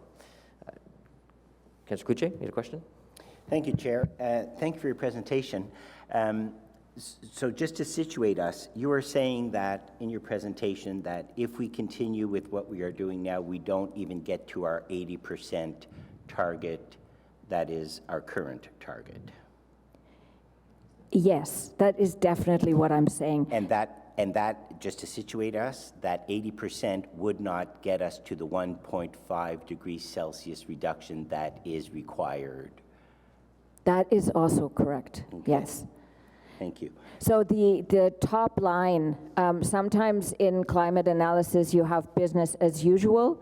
The top line that's been presented by staff is business as planned, which means that the emissions reductions from the LRT, et cetera, based on our current plans, are already incorporated in that line. There are several initiatives that the city has done, the LRT being one of them, that would have contributed to that 80%, but even with that, we do not get to the 80% reduction. Definitely not. Okay. The initiatives that the broad wire frame that we have now and the further initiatives that we'll get by Q2 2020 and as in document 4, are you saying that they don't get us to the 100% corporate GHG reductions by 2040? Is that what you said? I'm saying that staff has done a really excellent work in breaking down this overwhelming, formidable challenge into big chunks. So we're still looking at the further articulation, detailing of those big chunks. So for example, in our previous questions, we've several times touched on the retrofitting of the existing building stock. Okay, that would be like one chunk. That itself, that project is a formidable challenge. But the documentation that you've received at least breaks things down so that we can have traction. And what I'm saying in the recommendations on the climate lenses and saying that this should be, the climate lens should be applied to all of the decisions is to turn that corner in that graph. You can't just be saying yes, yes, yes to all this business as usual, and then we have a separate little stream of projects. But we need to start mainstreaming climate so that every single decision we are aware of whether it is looking to reduce greenhouse gas emissions in our community or not. Certainly within OC Transpo and the electric vehicles, and when we reconstruct a road, making sure that there's sustainable, safe transportation built within that infrastructure are all parts of it, and that is what we're going to, those are the details that we're going to get. Okay, thank you. Yeah, I'd just like to say that, for example, very few people are aware that phase 2 is actually based on diesel infrastructure. So a lot of those things are not always mentioned, and I think that it would be extremely helpful for councillors to be regularly informed of what are the climate implications of individual decisions. And I think it would be timely to do that now as opposed to kick the can forward. You're referring to the Trillium line using new diesel trains? Yes. Is that what you're referring to? Yes. Yeah, okay. Thank you. Council may recall that we did set that target at 80% last term, but there was no substance to that. It was just a raising of the target, but nothing actually tangible to achieve anything whatsoever other than the political incentive that, hey, we did something. Exactly, and if I said that, that would sound extremely critical, but it's I can say it. Nice that you're saying it. But I also voted against it for that reason last term. Did you have a question, Councillor Menard? Just very quickly, thanks, Chair. On the waste management plan, I'm on the councillor sponsors group for that. I know we are looking at that through a climate lens that has been raised in our meetings. I'll get clarity from staff, though, just to make sure that is the approach that we're taking on that. And your other points, we'll ask them in open session around the procurement and that other piece, committee council decisions. So just thank you for coming in. Yeah. Thank you. Charles Hodgson. And there are open seats. I see some folks standing near the coat rack. It might be warm and cozy over by the coat rack, but there are some empty seats at the back if you'd like to. But I'm not forcing you if you want to stand there. Fill your boots. So following Mr. Hodgson, we have Duncan Burry. Thank you, Chair. Just before I start to comment on the last presentation, to reach the 1.5 degrees, the global community not only has to reduce emissions, but has to start drawing carbon dioxide and other greenhouse gases back out of the atmosphere and sequestering them. Can you just bring the mic a bit closer to your face? Thank you. Thank you, Chair. Think globally, act locally. This past weekend saw the end of COP25 in Madrid, the latest of the series of annual UN climate conferences, which 4 years ago gave us the Paris Agreement. By all reports, the Madrid meeting made little progress, and as Elizabeth May has said, there are good cops and bad cops. This means that acting locally is all the more important for us and all other localities. 10 years ago, there was another disappointing UN climate conference in Copenhagen, and that's the time that I started advocating for climate action at the City of Ottawa. The first thing I found out was that other people had already been working on the same goal at the city for 10 or 20 years, well before amalgamation. The second thing I learned was that there was resistance to climate action. The phrase I heard again and again was, City Council has no appetite to revisit the Air Quality and Climate Change Management Plan. But we continued to urge action. Sometimes it became uncomfortable and acrimonious. At one point, I remember sitting in the mayor's boardroom with a very senior member of the city, and I'll paraphrase, they expressed sympathy for our cause, but said politically they weren't seeing public concern from anyone else. And yet the city did promise to revise the Air Quality and Climate Change Management Plan, and the Climate Change Master Plan is the descendant of that promise. At the time, some people wanted more action faster. I worked closely with Graham Saul, then with Ecology Ottawa, and I remember him saying, it's like we can't take yes for an answer. Instead, we took the approach that if the city said it was going to act, we should let them act. It's been 7 years since that promise, and the city is acting, but it's acting slowly.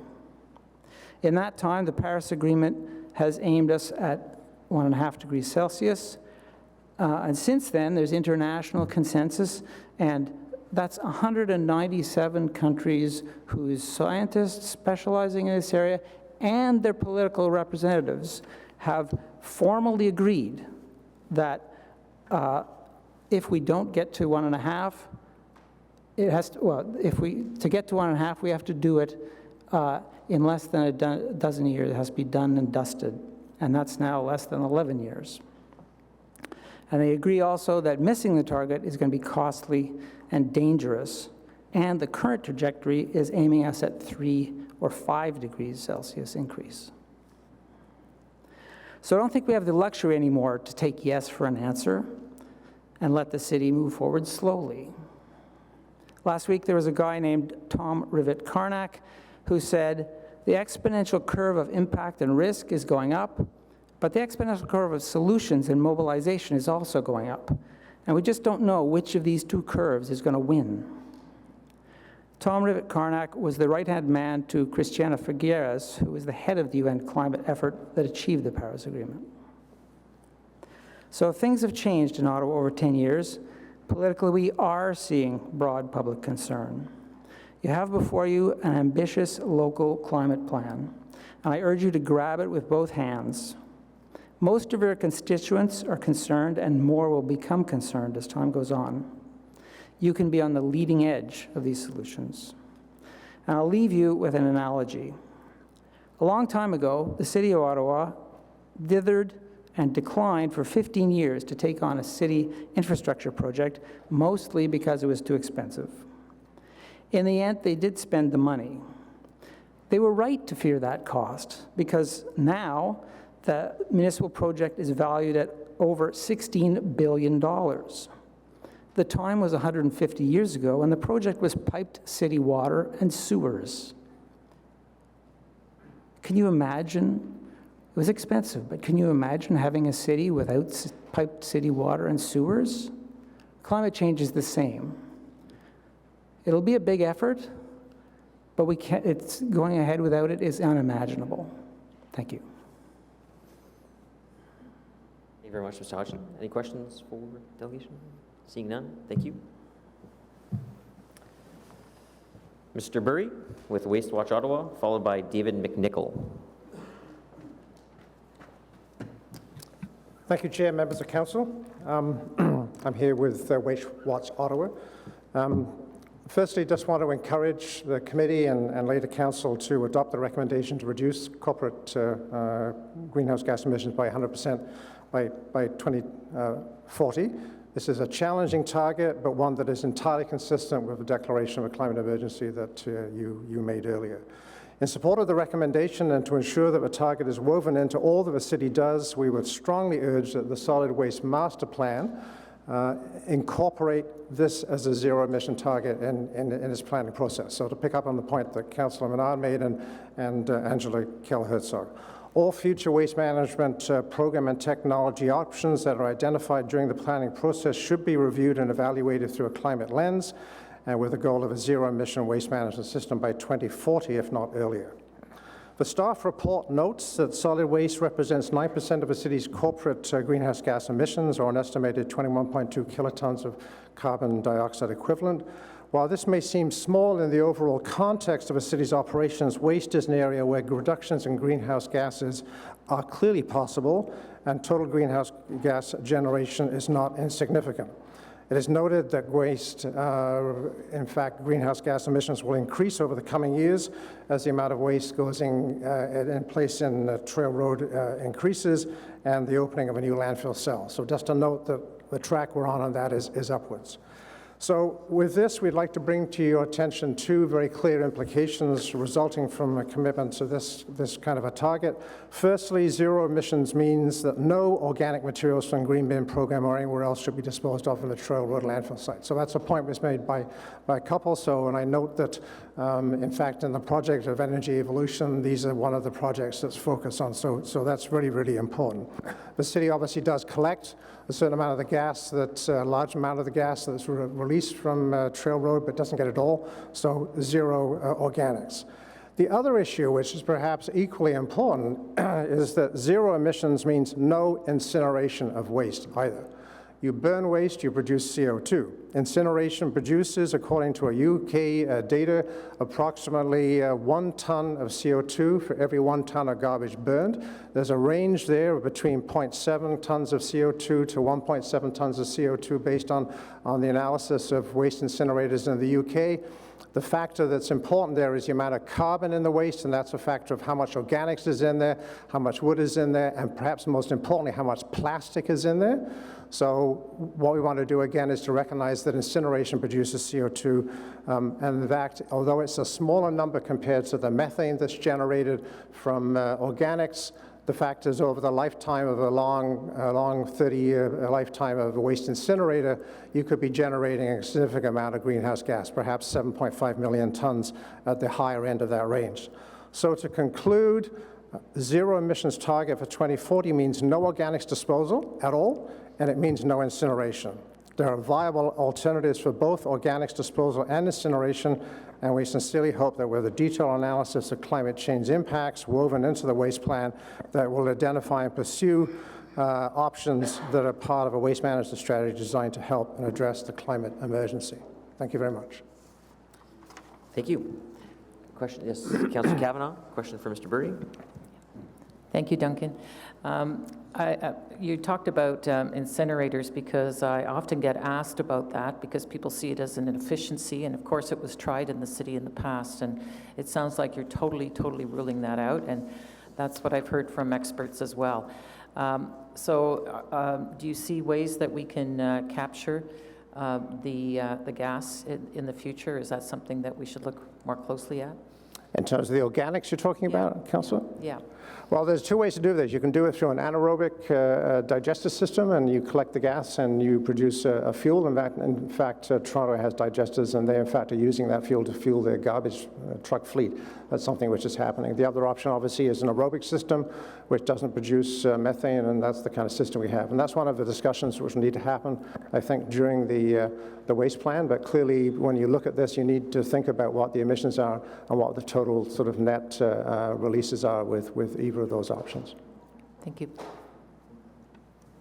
Thank you. So you're not okay with an incinerator at Lincoln Fields?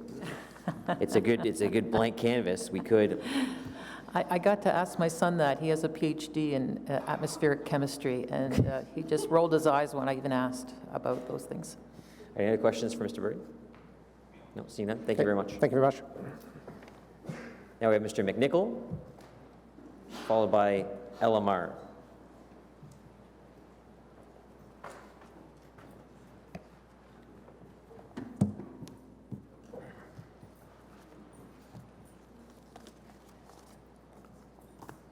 Good morning, Chair Moffat, councillors.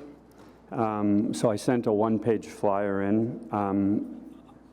I guess I'm a slow cooker. I don't actually support the recommendations 2, 3, or 6 as such, and I offer some comments on them. So I think I'd just read some of the comments off to you that I made. City of Ottawa started work on climate change about 1992. I have the pamphlet right here, the summary pamphlet. So in 2019, we're still not collecting robust data into a coherent methodology.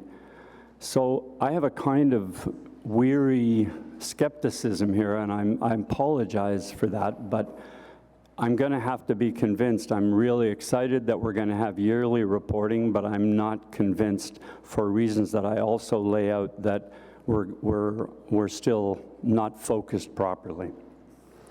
In 1995, the Ottawa South Community Association wrote the regional chair regarding research into the official plan, which is sort of where we are now. And we never did get a proper response on what we were terming sort of missing master plans. So as we contemplate a climate change master plan, in my terms, we still have no social master plan, we still have no energy master plan. So skepticism aside, I'm looking for a balance for us to move forward. And I'm not convinced that the climate change as presented will be balanced by other master plans. I had two appeals regarding the lack of green space master plan. And now we have an urban green space master plan that's expanding and hopefully one day will compete with the transportation master plan. So in 1919, scientists are still working with the planetary boundaries, and my flyer that I sent in to you shows that they have constructed 9 planetary boundaries, which is to say that climate change is not independent of your official plan, not independent of the freshwater use, not independent of aerosols or pollution. So climate change, without showing me the metrics, I'm looking for a much larger approach to this matter of our land use. I took a quick look at the terms of reference of this committee, and it would struggle trying to deal with my thoughts on this matter. I'm sorry. Regarding hydrological cycles, the short story is that the federal government commissioned a 2-year report into the Ottawa River, and the report did not call for a council for the Ottawa River. The consequence of that is that you have no watershed planning, and the watershed planning is not independent of your climate change. So you will struggle because you're contained by the constitutional bodies, Canada and Ontario and Quebec. And further to that, Ottawa, in my terms anyway, from what I was able to gather, made no comments on the upcoming closure of 2 nuclear facilities on the Ottawa River. So I'm not convinced that we're ready to walk the walk yet for climate change. I hope we are, but I'm just not convinced. So I'll thank you for your time, and I'm happy to answer any questions. Thank you. Do we have any questions for Mr. McNichol? Seeing none, just thank you for taking the time. And I know you came and presented your planetary skates video at our joint meeting of planning and NARAC as well. I did, sir. So season's best to everybody. Many of us saw that. Thank you. So our next speaker is Ella Marr, followed by Michelle Meyer of Prevent Cancer Now. Ella Marr is with P2 Peak Consulting. Can you hear me? I can hear you perfectly. Okay, hello and thank you very much. A little bit of background. I'm a Comp Sci 1981 graduate. I'm a member of the Ottawa Tech community and a member of the Ottawa business community. And like many people here today, I'm also a parent. I know that in many cases here, I will be preaching to the choir. And where that is the case, I both thank you and I also ask for your indulgence. These are not my usual stomping grounds. I am, however, compelled to be here today to show that business people really do care, to emphasize the importance of this plan, and to emphasize the importance for aggressive action. We know that the IPCC is the United Nations body for assessing the science related to climate change and for reporting to the world on its findings. What not everybody may know today, and I think Charles Hodson alluded to it, is that the IPCC is made up of both scientists and politicians representing every single country on Earth.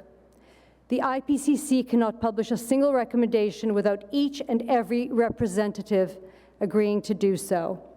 Nowhere on Earth has an organization acted with more integrity and more diligence in making recommendations that affect mankind. There is no more reliable source of information. The IPCC tells us, as you have heard, that we have less than 12 years to drive results to avoid the very worst of this climate crisis. We are sitting here in this incredibly civilized room on this incredibly normal day, and it is so damn hard to speak of the risks ahead without sounding phenomenally melodramatic. But without real and measurable results, we know that the climate crisis' full force is not centuries, but merely decades away. We know that vicious storms will make our most recent tornadoes, sadly, seem but minor. West Coast fires will grow in intensity and in frequency. Island nations will be taken out entirely. Countries with large coastal populations will face horrific loss of lives and the need for mega mass migration. These aren't just cities in developing countries. Think of Vancouver, think of Amsterdam, think of Tokyo, New York. Hundreds of millions of people displaced over the coming decades. Our world, plagued by such instability, faces economic chaos and a threat to our civilization and our very way of life. I am sorry if I sound melodramatic, but as most of us around this table know, that is no exaggeration. Our city's elected officials, unlike city staff, have been slow to pay attention to climate action. There have been promises, but minimal action. But I am hopeful. Finally, at this summer's vote, the city declared a climate emergency. Some councillors have been on board all along, and for that we thank you.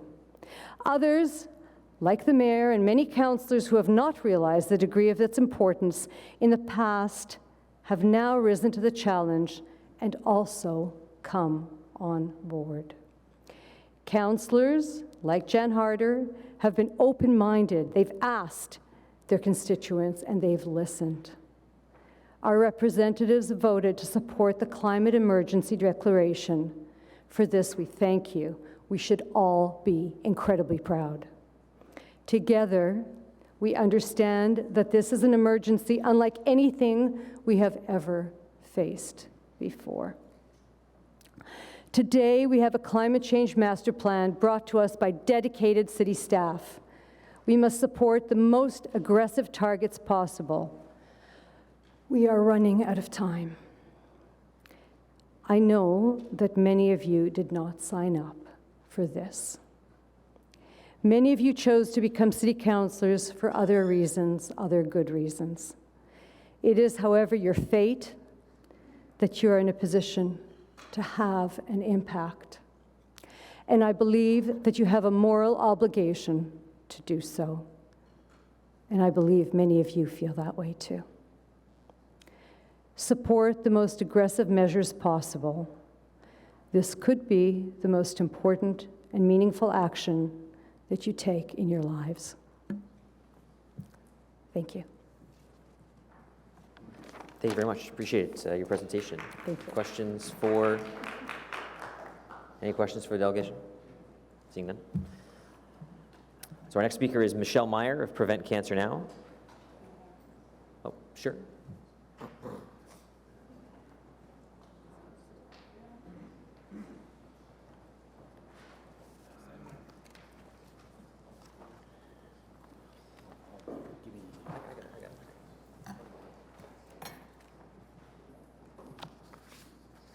More display at the back.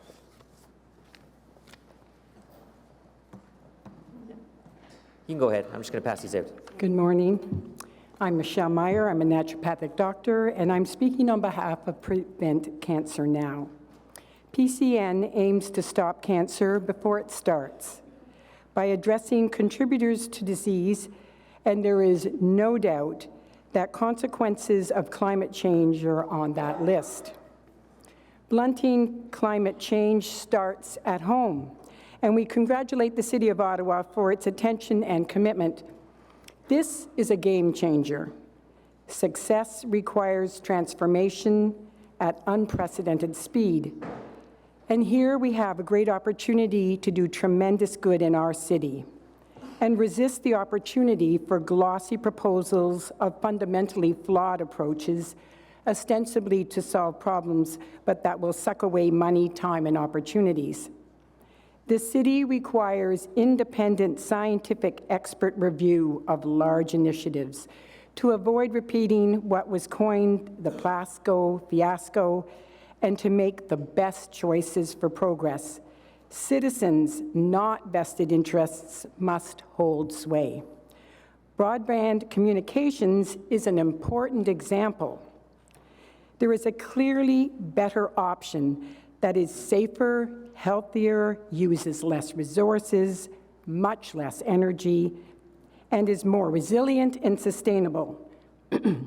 Wireless radiation is biologically active and harmful, and there are better options.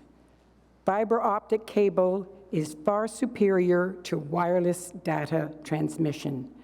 The City of Ottawa should be using its diverse powers to ensure we have the most climate-appropriate and resilient broadband infrastructure. If 5G means more data faster, then fiber wins the race by a mile. You are wondering what a climate lens looks like? This is one example. It requires looking at different angles and asking many questions. What does climate-friendly and resistant broadband look like? It requires the installation of fiber throughout the city. Do not install several cells along every block, beaming non-ionizing radiation everywhere, even directly into children's bedrooms. These devices are complex, not durable, and contain exotic materials that represent substantial environmental footprints. What do the experts say? One oft-cited example is titled Reinventing Wires. International communications expert Dr. Timothy Schaukel states, "The internet has become one of the defining technologies of our society. It is our central medium for commerce and communications, and more importantly, for our public discourse, engagement, and democratic governance. However, it has been hijacked by the commercial motivations that come to redefine and constrain the availability, quality, content, and media of high-speed access in the United States. Canada is no different. Dr. Schaukel continues that history increasingly supports the proposition that it is unrealistic to expect private monopolies, duopolies, or triopolies, regulated or unregulated, to make the long-term investments necessary to build the enduring and sustainable public broadband fiber information highway that our country needs." In a document referenced here, he details why and how we must move forward in the information age with all of its advantages. He concludes, "First and foremost, the public needs publicly owned and controlled wired infrastructure that is inherently more future-proof, more reliable, more sustainable, more energy efficient, safer, and far more essential to many other services. Wireless networks and services compared to wired access are inherently more complex, more costly, more unstable, and more constrained in what they can deliver. I'd like to point out that Peterborough has been on the cutting edge and beginning the process of ensuring that 5G wired, not wireless, is in place, and Ottawa needs to do the same." Finally, in addressing climate change, I would just like to reiterate that Waste Watch Ottawa's climate imperatives mean no to any organics in landfill, no to pollution of organic waste with plastic, and no to thermal treatments of waste, including incineration or so-called chemical recycling. We also endorse Ecology Ottawa to stop the urban boundary encroachment and to preserve urban, suburban forests, rural farms, forests, and wetlands. They all need to be maintained for biodiversity. Thank you for this opportunity, and I welcome any questions. Thank you. I met with the internet service provider recently, and obviously in the rural area, connectivity is a challenge. Everything we expect as a city, what our school boards expect of our students is to be connected. I live in a home that does not have access to wired services.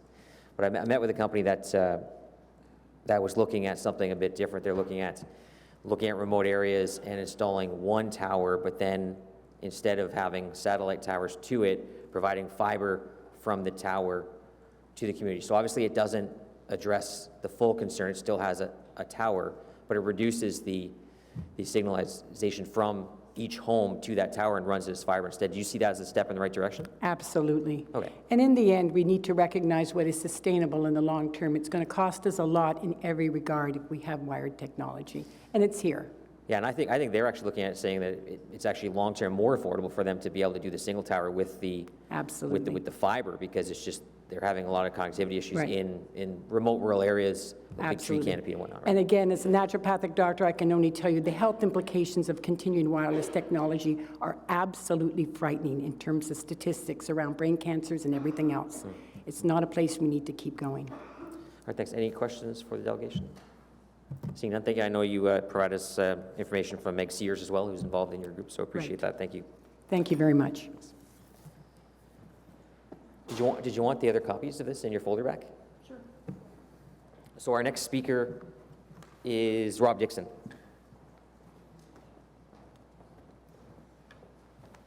And then followed by Brian Tansy.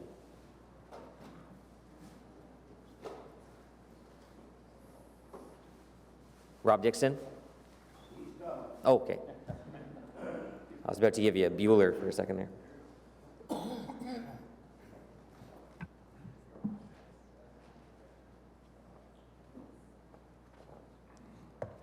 I don't like public speaking. Neither do I.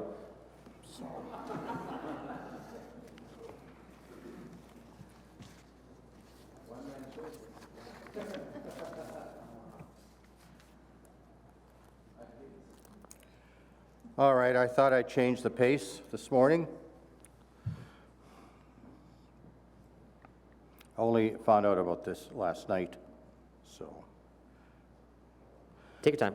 Don't worry. The reason I'm here is because I'm a taxpayer and I see a lot of nice things going on, beautiful graphs, and I'm saying to myself, who's going to get the money? And where's the money coming from? What I see, most of it's going to come from me, the taxpayer. So that's why I'm here. The next thing is, got to get myself organized. The greenhouse gases that people are concerned about, I think most are talking about carbon-based and specifically CO2. So I got a few facts here from NASA, and it says that the Earth's atmosphere consists of 0.04% of CO2. 93% argon, or 0.93 of argon, 21% O2, and 78% of nitrogen. Of that 0.04%, 97%, that's of the CO2, is produced worldwide naturally, and 3% is produced by man. Of that 3%, how much is produced here in Canada? 1.6% of that 3%.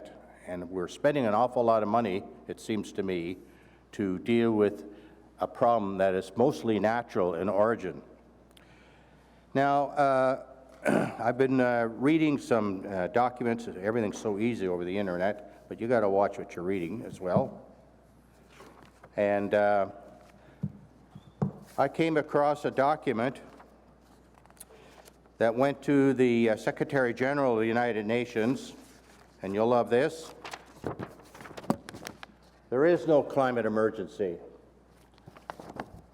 In this document, they explain why, but in it, they have about 500 scientists, signatories to this, in this document. It's on the internet.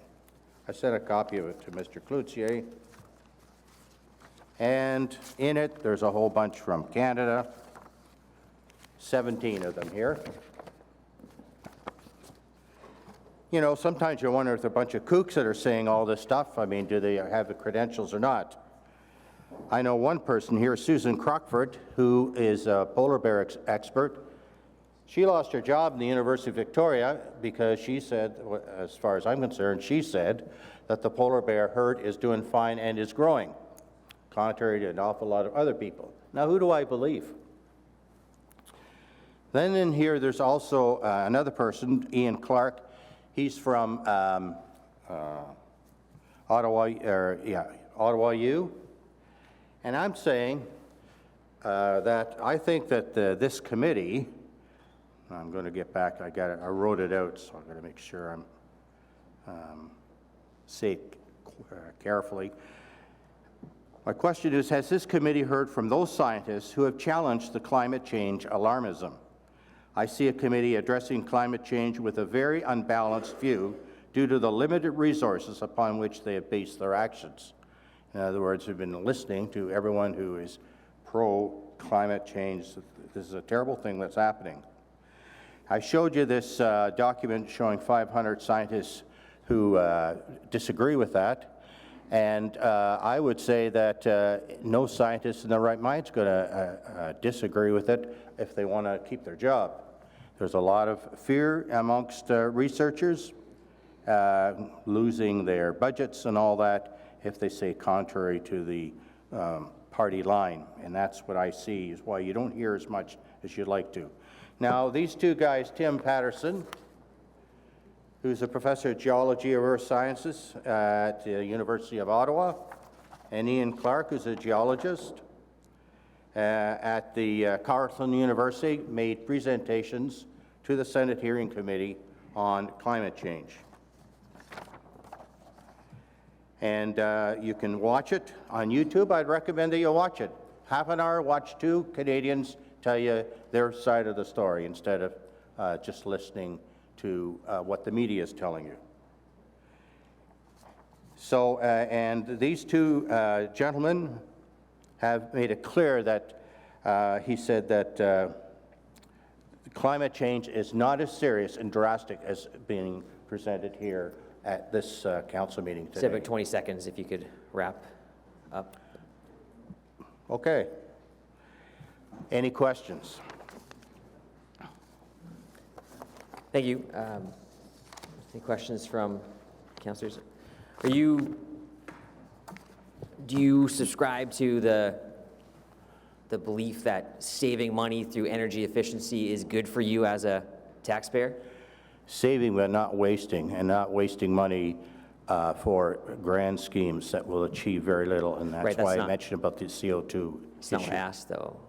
So a lot of the initiatives that we're looking at in terms of building retrofits, more sustainable transportation, it saves you money.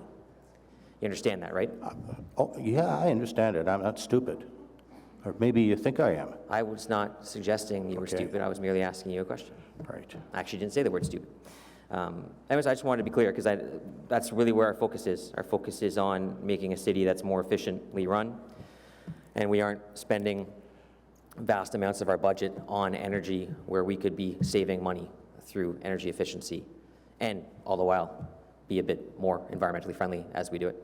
All right, so thank you for coming today. Thank you. Our final speaker on this plan is Brian Tansy. You can come have a seat because you've been standing the entire time. Oh, you got a seat at the end. Thanks. That was a good move. Thanks.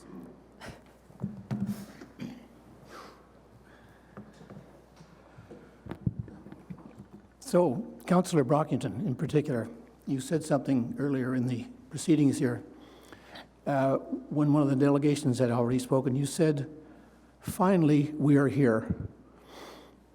And so I'm wondering, and I don't think, actually, I think you were sort of summarizing what other people were saying. And so my question is, are we? Because this city has a history, not necessarily this relatively new council, but the city has a history of failing and writing plans and putting all their eggs in one basket. Plasko was a good example. And saying they're going to now, their plan is to write a plan, and nothing really happens. I'm worried. I don't really see the evidence, for example, budgets, resources being applied to the actions that we need to take. And if there's anything that's happened today that I've taken away from the earlier delegations, that I'm surprised at in a way, is that normally in this, the protocol for these sessions is the staff makes reports and the delegations make comments on the reports. Today what I'm hearing is kind of like the cream rising to the top of the milk bottle. There are all kinds of ideas for action. Now action, not action 2 or 3 or 4 or 5 years from now, way more than you've probably heard, than we've heard today. All kinds of people have all kinds of ideas for action, and I don't see the going forward anything other than reports and more analysis and more detailed plans. But I don't see the city grabbing the bull by the horns and actually planning to actually do stuff, for example, in the very next year, that can be done. So I'm a little bit skeptical that we keep seeing stuff, reports and words, plans for plans. That was a new one a couple of years ago. We have a plan for a plan, which is a good way to basically do nothing. And with the Environment Committee in particular, for 2 terms of council, they did nothing, and then at the end, they rushed and said, okay, let's put plastics in the green bin, let's just go with it, and that allowed them to be able to say, well, they did something. But now we're in trouble with plastics in the green bin. This is not going to be good. And one final point, Councillor Kavanagh referred to, asked a question about incineration. This is the report from 2018 from the UK, where they went into the details on all their incinerators and what's coming out the stack. And I want you all to hear it again. I know I've said this before. Incineration and those phony waste-to-energy projects, this is not recycling. You're throwing bad stuff in the air. You're just adding to the pollution.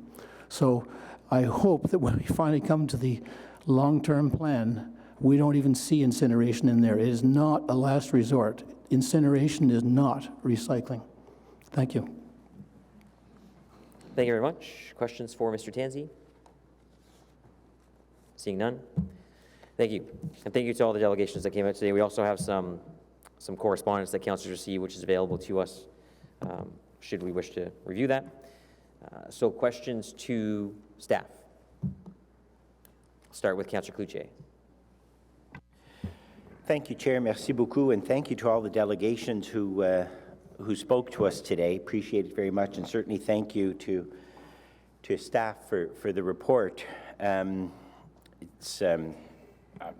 convinced that the science is strong and the technology exists for us to make the changes that need to happen. It takes the political will and changes, societal changes.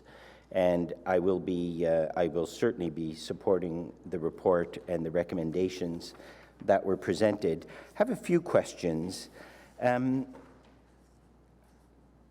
What do we need to? There is a very modest budget in the current budget, the 2020 budget, with respect to $70,000, I believe. What do we need to spend to attain these goals and to produce this report? What will the requirement be in the budget that we'll approve for 2021? Chair, if I may answer that question. First and foremost, the dollar value that we would need to spend to achieve all these budgets is well beyond anything the municipality on its own ability will ever be able to do. I'm going to be direct about that because council needs to know that. We certainly are spending more than $70,000 in 2019 because there's only $70,000 attributed to the Energy Evolution project, but we are putting $6.6 million into the Trail Road facility to upgrade landfill gas collection, which, as you saw from the graphs, is one of the biggest things we can do right now to get a very quick effect on CO2 reductions. We're spending additional money on landfill gas collection systems, capping, and as well as our tree efforts and our investment in public transit, because as you also see, the biggest component of our community emissions is in how people move around. And more we can get people out of their cars onto public transit, the more that will actually benefit too. We can be doing more. We certainly acknowledge that. And what this report is a roadmap of where our investments are best targeted. So as council finds its ability to put more money in different areas, we know where that money is best spent. Thank you, Mr. General Manager. It's well beyond our means, absolutely. We'll need, and we heard some changes that are required, building codes that need to change, and we'll need that collaboration from our provincial and our federal partners in their areas of jurisdiction, so that we could affect the societal change and the legislative change that's required. Do we have a plan on engaging with the federal and the provincial government with respect to any actual monetary support that they will be able to provide the city with respect to providing good data for our baseline and our GHG inventory measurements, because there's a certain cost to that for some of the other initiatives that we'll see. Are there programs in the federal and provincial governments, and what is our plan to engage with them? So, Chair, what the report does is one of the recommendations, I believe it's number 6, is that this report recommends to Council direct the climate change sponsors, Council sponsors group to give them their advice on which matters to advocate for. Advocacy is actually ongoing already. We are actively talking to the various levels of government about support for advancing changes to the building code, because those are absolutely essential. The timing of that's really essential. We'd like to see programs by senior levels of government who have much broader taxation capabilities than the city to allow individual home retrofits, and that we see the city being the administrator of that program, much like in the 1970s and 80s we ran the RRAP program, which heavily insulated a lot of houses across the city and changed mechanical systems. We're a natural administrator, but they have the financial resources to put into those programs. We see that. We are absolutely advocating for more support for public transit in Ottawa. We're absolutely asking for direct support for retrofit of municipal buildings. So that's ongoing, and it will need to be continued to be ongoing, and this report amps up that to a higher level by having a focus on that advocacy effort led by the mayor. Thank you. We see the initiative to reduce GHGs and also to increase our resiliency in the face of weather changes and climate change. Do we have any data with respect to Ottawa's experience in the cost to our individual taxpayers?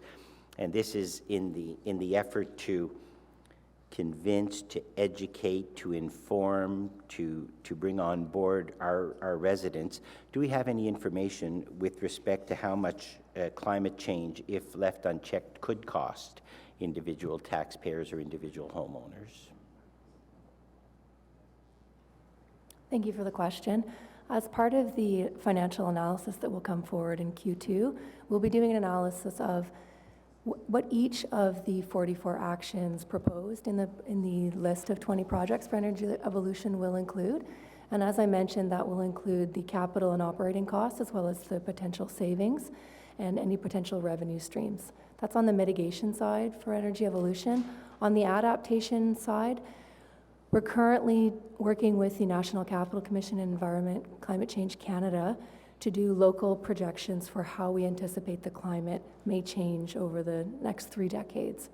That work will inform a vulnerability assessment and then a climate resiliency strategy. And as part of that, we'll have more sense of the actions required and therefore the costs to it. We don't have local information on what the cost of climate change will be for Ottawa explicitly, though there is academic research around what the costs at a national or international level will be, and they are extensive. One estimate suggests that for every $1 we spend on mitigation efforts to reduce our emissions, we save $6 in how we would have to adapt or respond to our climate, to the climate change. Last question. In our conversations, and thank you for the briefing you provided me, and I'm sure to other members of the committee, you said that fuel switching is not a valid possibility. What does and electricity produced in a sustainable way is clean and is now running our LRT and other, we have other initiatives that will come forward. Can the distribution network support can we receive information on whether the distribution network will be able to support the changes that we'll be seeing in the next 10, 15, 20 years? Thank you for the question. As you pointed out, fuel switching is not an option, and for the benefit of other committee members, I'll just explain that in Ontario, the peak natural gas The peak energy from natural gas is about 3 times that of electricity, and that natural gas is used primarily for heating compared to the peak of electricity related to cooling. We are currently working with the Independent Electrical Systems Operator, or the IESO, on what the electricity distribution plan for the region looks like, and I'll just ask Mike to speak to some of the aspects of that. So when we meet with the IESO, a main point is that they're required, or the electricity providers in the province are required to meet demand when it occurs. So we are holding them to that and showing them the model. So the model that's been presented, you know, we've been discussing it with them as well, and saying and asking questions such as, you know, as Raymond Lurie was saying, if EVs are really on an S-curve and we're going to have very steep adoption, are you ready for this? So those are the kind of things we're really pushing them on. We want to work with them so that we can, as much as possible, avoid costs by, you know, not doing a lot of extra brownfield work that could be expensive. But then on the other hand, at the end of the day, we, you know, intend to hold them to account that, as is usual, they must provide the electricity where it's needed. I certainly recognize that, but they're, you know, from Ontario Power Generation or Authority, we'll be looking to them to provide that, and it is a big technological hurdle, I imagine, a financial hurdle. I hope that we are planning with them through staff to ensure that in the upcoming 15, 20, 25-year horizon, the distribution network is there to support the initiatives that this city and other cities will be doing. But thank you for your report. Thank you for your work. Thank you, Chair. Thank you, Councillor Egley. I just want to say it's 11:45. Councillor Gower is hosting a piano sing-along sort of thing at noon downstairs, and Keith's the soprano and Riley's the baritone, so I don't want them stuck here. So we're actually going to take a break at noon. We'll come back at 12:45, but we're continuing with questions for now. Councillor Egley? You don't like that? It's fine. Just may lose me in the afternoon, that's all. Such is life. So we had heard from one of the presentations, one of the delegations, that could we find a way to, I think he used the word penalize, I switched it over to incentivize, to find a way to prioritize applications, building applications that focused on creating more environmentally sustainable builds, whether that be a LEED project or what I appreciate there'd be some issue around what the standard should be and how you get there, but it just seems to make some sense to me. If you continue to build the way you're building, which creates energy inefficient structures, then maybe we should be looking at a way to incentivize building in such a way that what we're building will stand the test of time better, will be more energy efficient, and at the end of the day will be more cost effective to run for the owners. So have we looked at that? Can we look at that? So Chair, I'll take that question. So first of all, Municipal Act prevents you from giving money directly to a business of any sort because it's considered bonusing under the Act. So we could not offer financial incentives to businesses. Then the question of to individual homeowners it is legally possible. It becomes a financial capacity issue, and we can look at that. As I indicated earlier, we strongly feel that a program like the RRAP program, that's ran for decades and was incredibly successful, where the federal government provides the money and we administer it, and they're apparently interested in looking at that, is a good way to go, and we would strongly support that direction. But in terms of some of the suggestions made by some of the delegates about whether or not someone coming in with an application for a net zero building could get a fast track, we're looking at high performance standards, and we'll take a look at that. I will have to look at see what the various rules allow, but I'm open to the idea. No, and I appreciate that, thank you. I wasn't suggesting a bonusing type of scenario. What I was suggesting was a prioritizing, if you will, of applications as they come in, using a slightly different checklist maybe to determine which ones would go forward at what time frame. So if you're prepared to do that, do I need to give you direction or? No, you don't. We already have a high-performance building project as part of the 20 items. We'll just add that as part of the list. Appreciate it, thank you.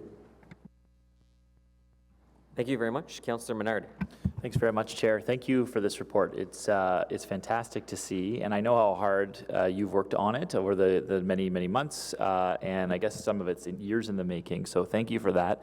There's been a lot of delegations that have spoken about sort of we need to make sure we're taking action on this. This can't just be a plan again. You know, I have faith that we are going to proceed in this direction of taking action. Precisely because of the team here. I know that you care about this. I know that the head of PIDE does as well. I know that there's people in the organization that want to move us forward. And though I've been skeptical in the past, I think we're at a point now where this is going to be a game changer for the City of Ottawa. We're going to take that sharp turn. So I do have a few questions about how we do that.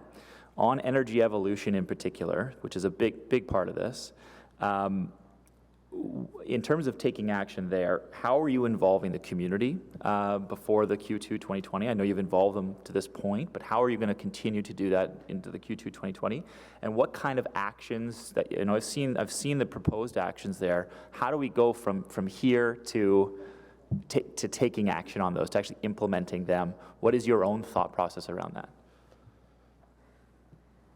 Thank you very much.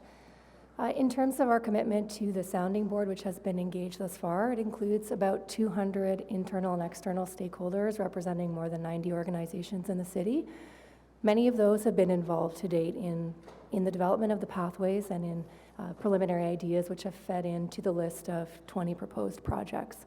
Our commitment to that sounding board was to send out a survey in the new year and do a bit of a pulse check on how they want to be engaged. Historically, they've been engaged primarily on the mitigation side, how we reduce our greenhouse gas emissions, but they haven't historically been engaged on the adaptation side. So the first pulse check is around whether or not they want to be a climate change at large sounding board that covers both the mitigation and adaptation side. Second, we've committed to sending out, as part of that survey, a questionnaire related to which projects do you want to be engaged in. Although we've only shared the name of each of the 20 projects, we have preliminary thoughts on what would be included in the scope of each of those. And so starting in January, once we have a sense of who is interested in continuing to work on those, we can share the overviews of how we envision those projects and receive feedback on those. We're hoping to work closely with that sounding board and those technical experts over the first 3 months in the year so that we can then bring the report forward in Q2. Okay, in terms of the public, Yep. the public side, Yes. that deals primarily with key stakeholders who have either technical expertise or have been involved in the process over the last 3 years. From the perspective of the public, we recognize that all organizations in Ottawa have a role to play, whether it's private residents, institutions, or organizations. We will be hiring a communication and outreach coordinator in the new year, and as part of that position, we will develop a communication and engagement strategy focused not only on the experts who have been involved to date, but also giving some sense of how to engage the public. Certainly one of the things we've heard from the council sponsors group is that folks are hungry to understand what they can do as individuals. So part of that will be developing some messaging for councillors who are receiving those requests and updating information that we have so that we can help individuals understand the role that they play in the climate solutions. Okay, thank you for that. Another piece of this is our cooperation with provincial, federal governments. In Ottawa, our grants game, I guess you could call it, has been, I think, personally, I believe it's been lagging behind, and that we can do a better job of seeking grants from other orders of government and working in collaboration with them. We need a plan to do that. It doesn't just happen. You have to have people that are experts on writing grants. They need to understand what those governments want to see. You need to meet with the staff at those orders to make sure that you're putting in there what they want to see. So the cooperation, the advocacy on council's side, I think is great. What are we going to do though to up our grants game? So this is a major part of being able to not make municipal expenditures as much, but have other orders pay for it. It's a big part of our budget. It's often unrecognized of how much more we could be taking in that prevents sort of large tax increases. So what is a way that we can actually facilitate further action on this? So Chair, if I may start, and then Ms. Flowers will add to what I'm saying. On a macro level here at the city manager's office actually does track grant opportunities, and when they become available, they're fanned out to the various departments, and departments claim them to pursue them. And there was an example recently, council may remember, there was a major grant program available for recreational facilities, which my colleagues in our CFS took the lead on. We provided support. So there is a centralized way of tracking and pursuing it. We have a list of active programs through FCM and other opportunities that are directly related to this. We are following those opportunities, and we will be submitting. One of the things those grant programs often say to us is this project part of a broader plan or not? And if council takes our recommendations today, we'll be able to vehemently say, yes, it's part of a broader plan now, not just a one-off. So this, if council adopts this report, it improves our odds of getting those grants. Ms. Flowers may add a little bit. Okay. If I may add to that, in terms of some of the progress we've made this year, we were successful in a $50,000 grant to install an electric vehicle charger at Bob Macquarie. And working with Envari, we have submitted a funding proposal to install 13 double-headed Eevee charging stations throughout the city. We are also working on an FCM application for a biogas optimization study, and we'll be submitting an application to the FCM for a waste heat survey. Separate from that, I'm encouraged by the letters which have been issued to the federal ministers just last Friday, in which a number of incentives have been outlined and a number of key areas for ministers to support on. So we've gone through those letters and have a sense of where the climate-related touch points might be. And I think part of two of the proposed projects. The first, around advocacy, will be looking at how these ministerial mandate letters align with energy evolution and figuring out how to tangibly advocate related to their mandates. And second, on Fund the Evolution, one of the proposed 20 projects, it does include a funding strategy, and as the general manager has pointed out, we are currently tracking open opportunities. That's great. One of the areas that we're looking at making a major shift on is within heat pumps, and I think that's the right strategy. There's been a lot of work done by Enercan, as an example, on heat pumps and the technology, and we now see cold climate heat pumps that are able to work down to -30. You still need backup sources of heat with those, though, and so again, that partnership with the federal government, provincial government, is going to be extremely important if we're going to be starting to move from propane, oil, and natural gas into heat pumps. The education level on heat pumps is low. People don't know what they are, and they don't know how they work, that they can dehumidify your house, they can cool your house, they can heat your house. And so we need to do a lot of education on these pieces. There was a grant program previously in the provincial government. That's now ended. They're a little more costly than, say, replacing a furnace, but they're getting on par with the overall cost of, say, heating with natural gas. It's about this. It's similar in cost. Certainly beats propane and oil. So I just, on the heat pump strategy, because it's a big part of how we're going to transition in terms of the community GHGs, I'd love to see more. I know that's probably coming. I don't expect it now, but that we need more on that to educate the populace of Ottawa of how we can do that. Because a lot of people are still switching. They're putting in a natural gas furnace again, right? So that's how they're going, because they see how inexpensive it is comparatively. And so the more education on this, the better. I don't know if you have any response on it, but so hopefully we can work together on that. Thank you for the suggestion. Of course, that's at a local level, but it's a problem that we face nationally. So retrofitting buildings and heat pumps in particular are a key technology to move forward with climate solutions. We participate in something called the Canadian Urban Sustainability Practitioners Network, or CUSP, and we have a call every 2 weeks in which we strategize about programs that we can look at either at the local level and learn from best practices, share research, or approach federal level agencies to help move this forward. Last year, we submitted a $30 million grant to NRCan about the installation of municipal staff to develop electric vehicle policy and infrastructure across the country. And one of the questions for 2020 is how we will approach buildings. And heat pumps has been part of that discussion. So we'll keep you abreast of how that evolves over time. Separate from that, our communication and education project proposed in Energy Evolution will identify key areas like heat pumps, where there's an opportunity for residents to take a role. Okay, thank you. My last question, Chair, thank you for your indulgence, is around Angela Keller-Herzog's questions around the climate lens. I'm going to key in on the procurement piece because I think waste management, we are doing that as part of our planning. Correct me if I'm wrong, but I believe we're doing that. And then the committee and council decisions, I think we're going to get there. In terms of procurement, though, when the delegation raised that, is this something that you see that will come along with this? Do you have an opinion on why we aren't doing this in terms of capital asset management and other procurement options? Chair, I think it's absolutely, I think Ms. Keller-Herzog makes a valid point, and I think it is something we are going to try to introduce. There's several measures in the second phase of energy evolution which talks about targeting budgeting, carbon budgets, and our department's actually going to be one of the pilot projects. I think when we get into that, that will become part of, they'll connect to each other pretty fast. We'll have to go there as well. So I think it's a fair point. I think we need as an organization to continue to work on it, but it's something that we'll have to evolve. Okay, if you could take direction, that is something that, I'd like to see is us move in that direction, to take further action on that, to incorporate it as we are with other lenses in this report. Thanks, Chair. Thank you. I know Will McDonald was here at the start when I sort of made staff kind of F off and stuff, that he did leave the room. But I'm not sure if he's still listening, but we can make sure that we actually ask that question of Will directly. Will McDonald's our Chief Procurement Officer at the City of Ottawa, and then we can get a response for council for that. All right, so it is... You're not next, though. There's rules here. So I have to go in order, so... No. We can play a guessing game. Matt's next, but we're going to go to break, so he's going to... No.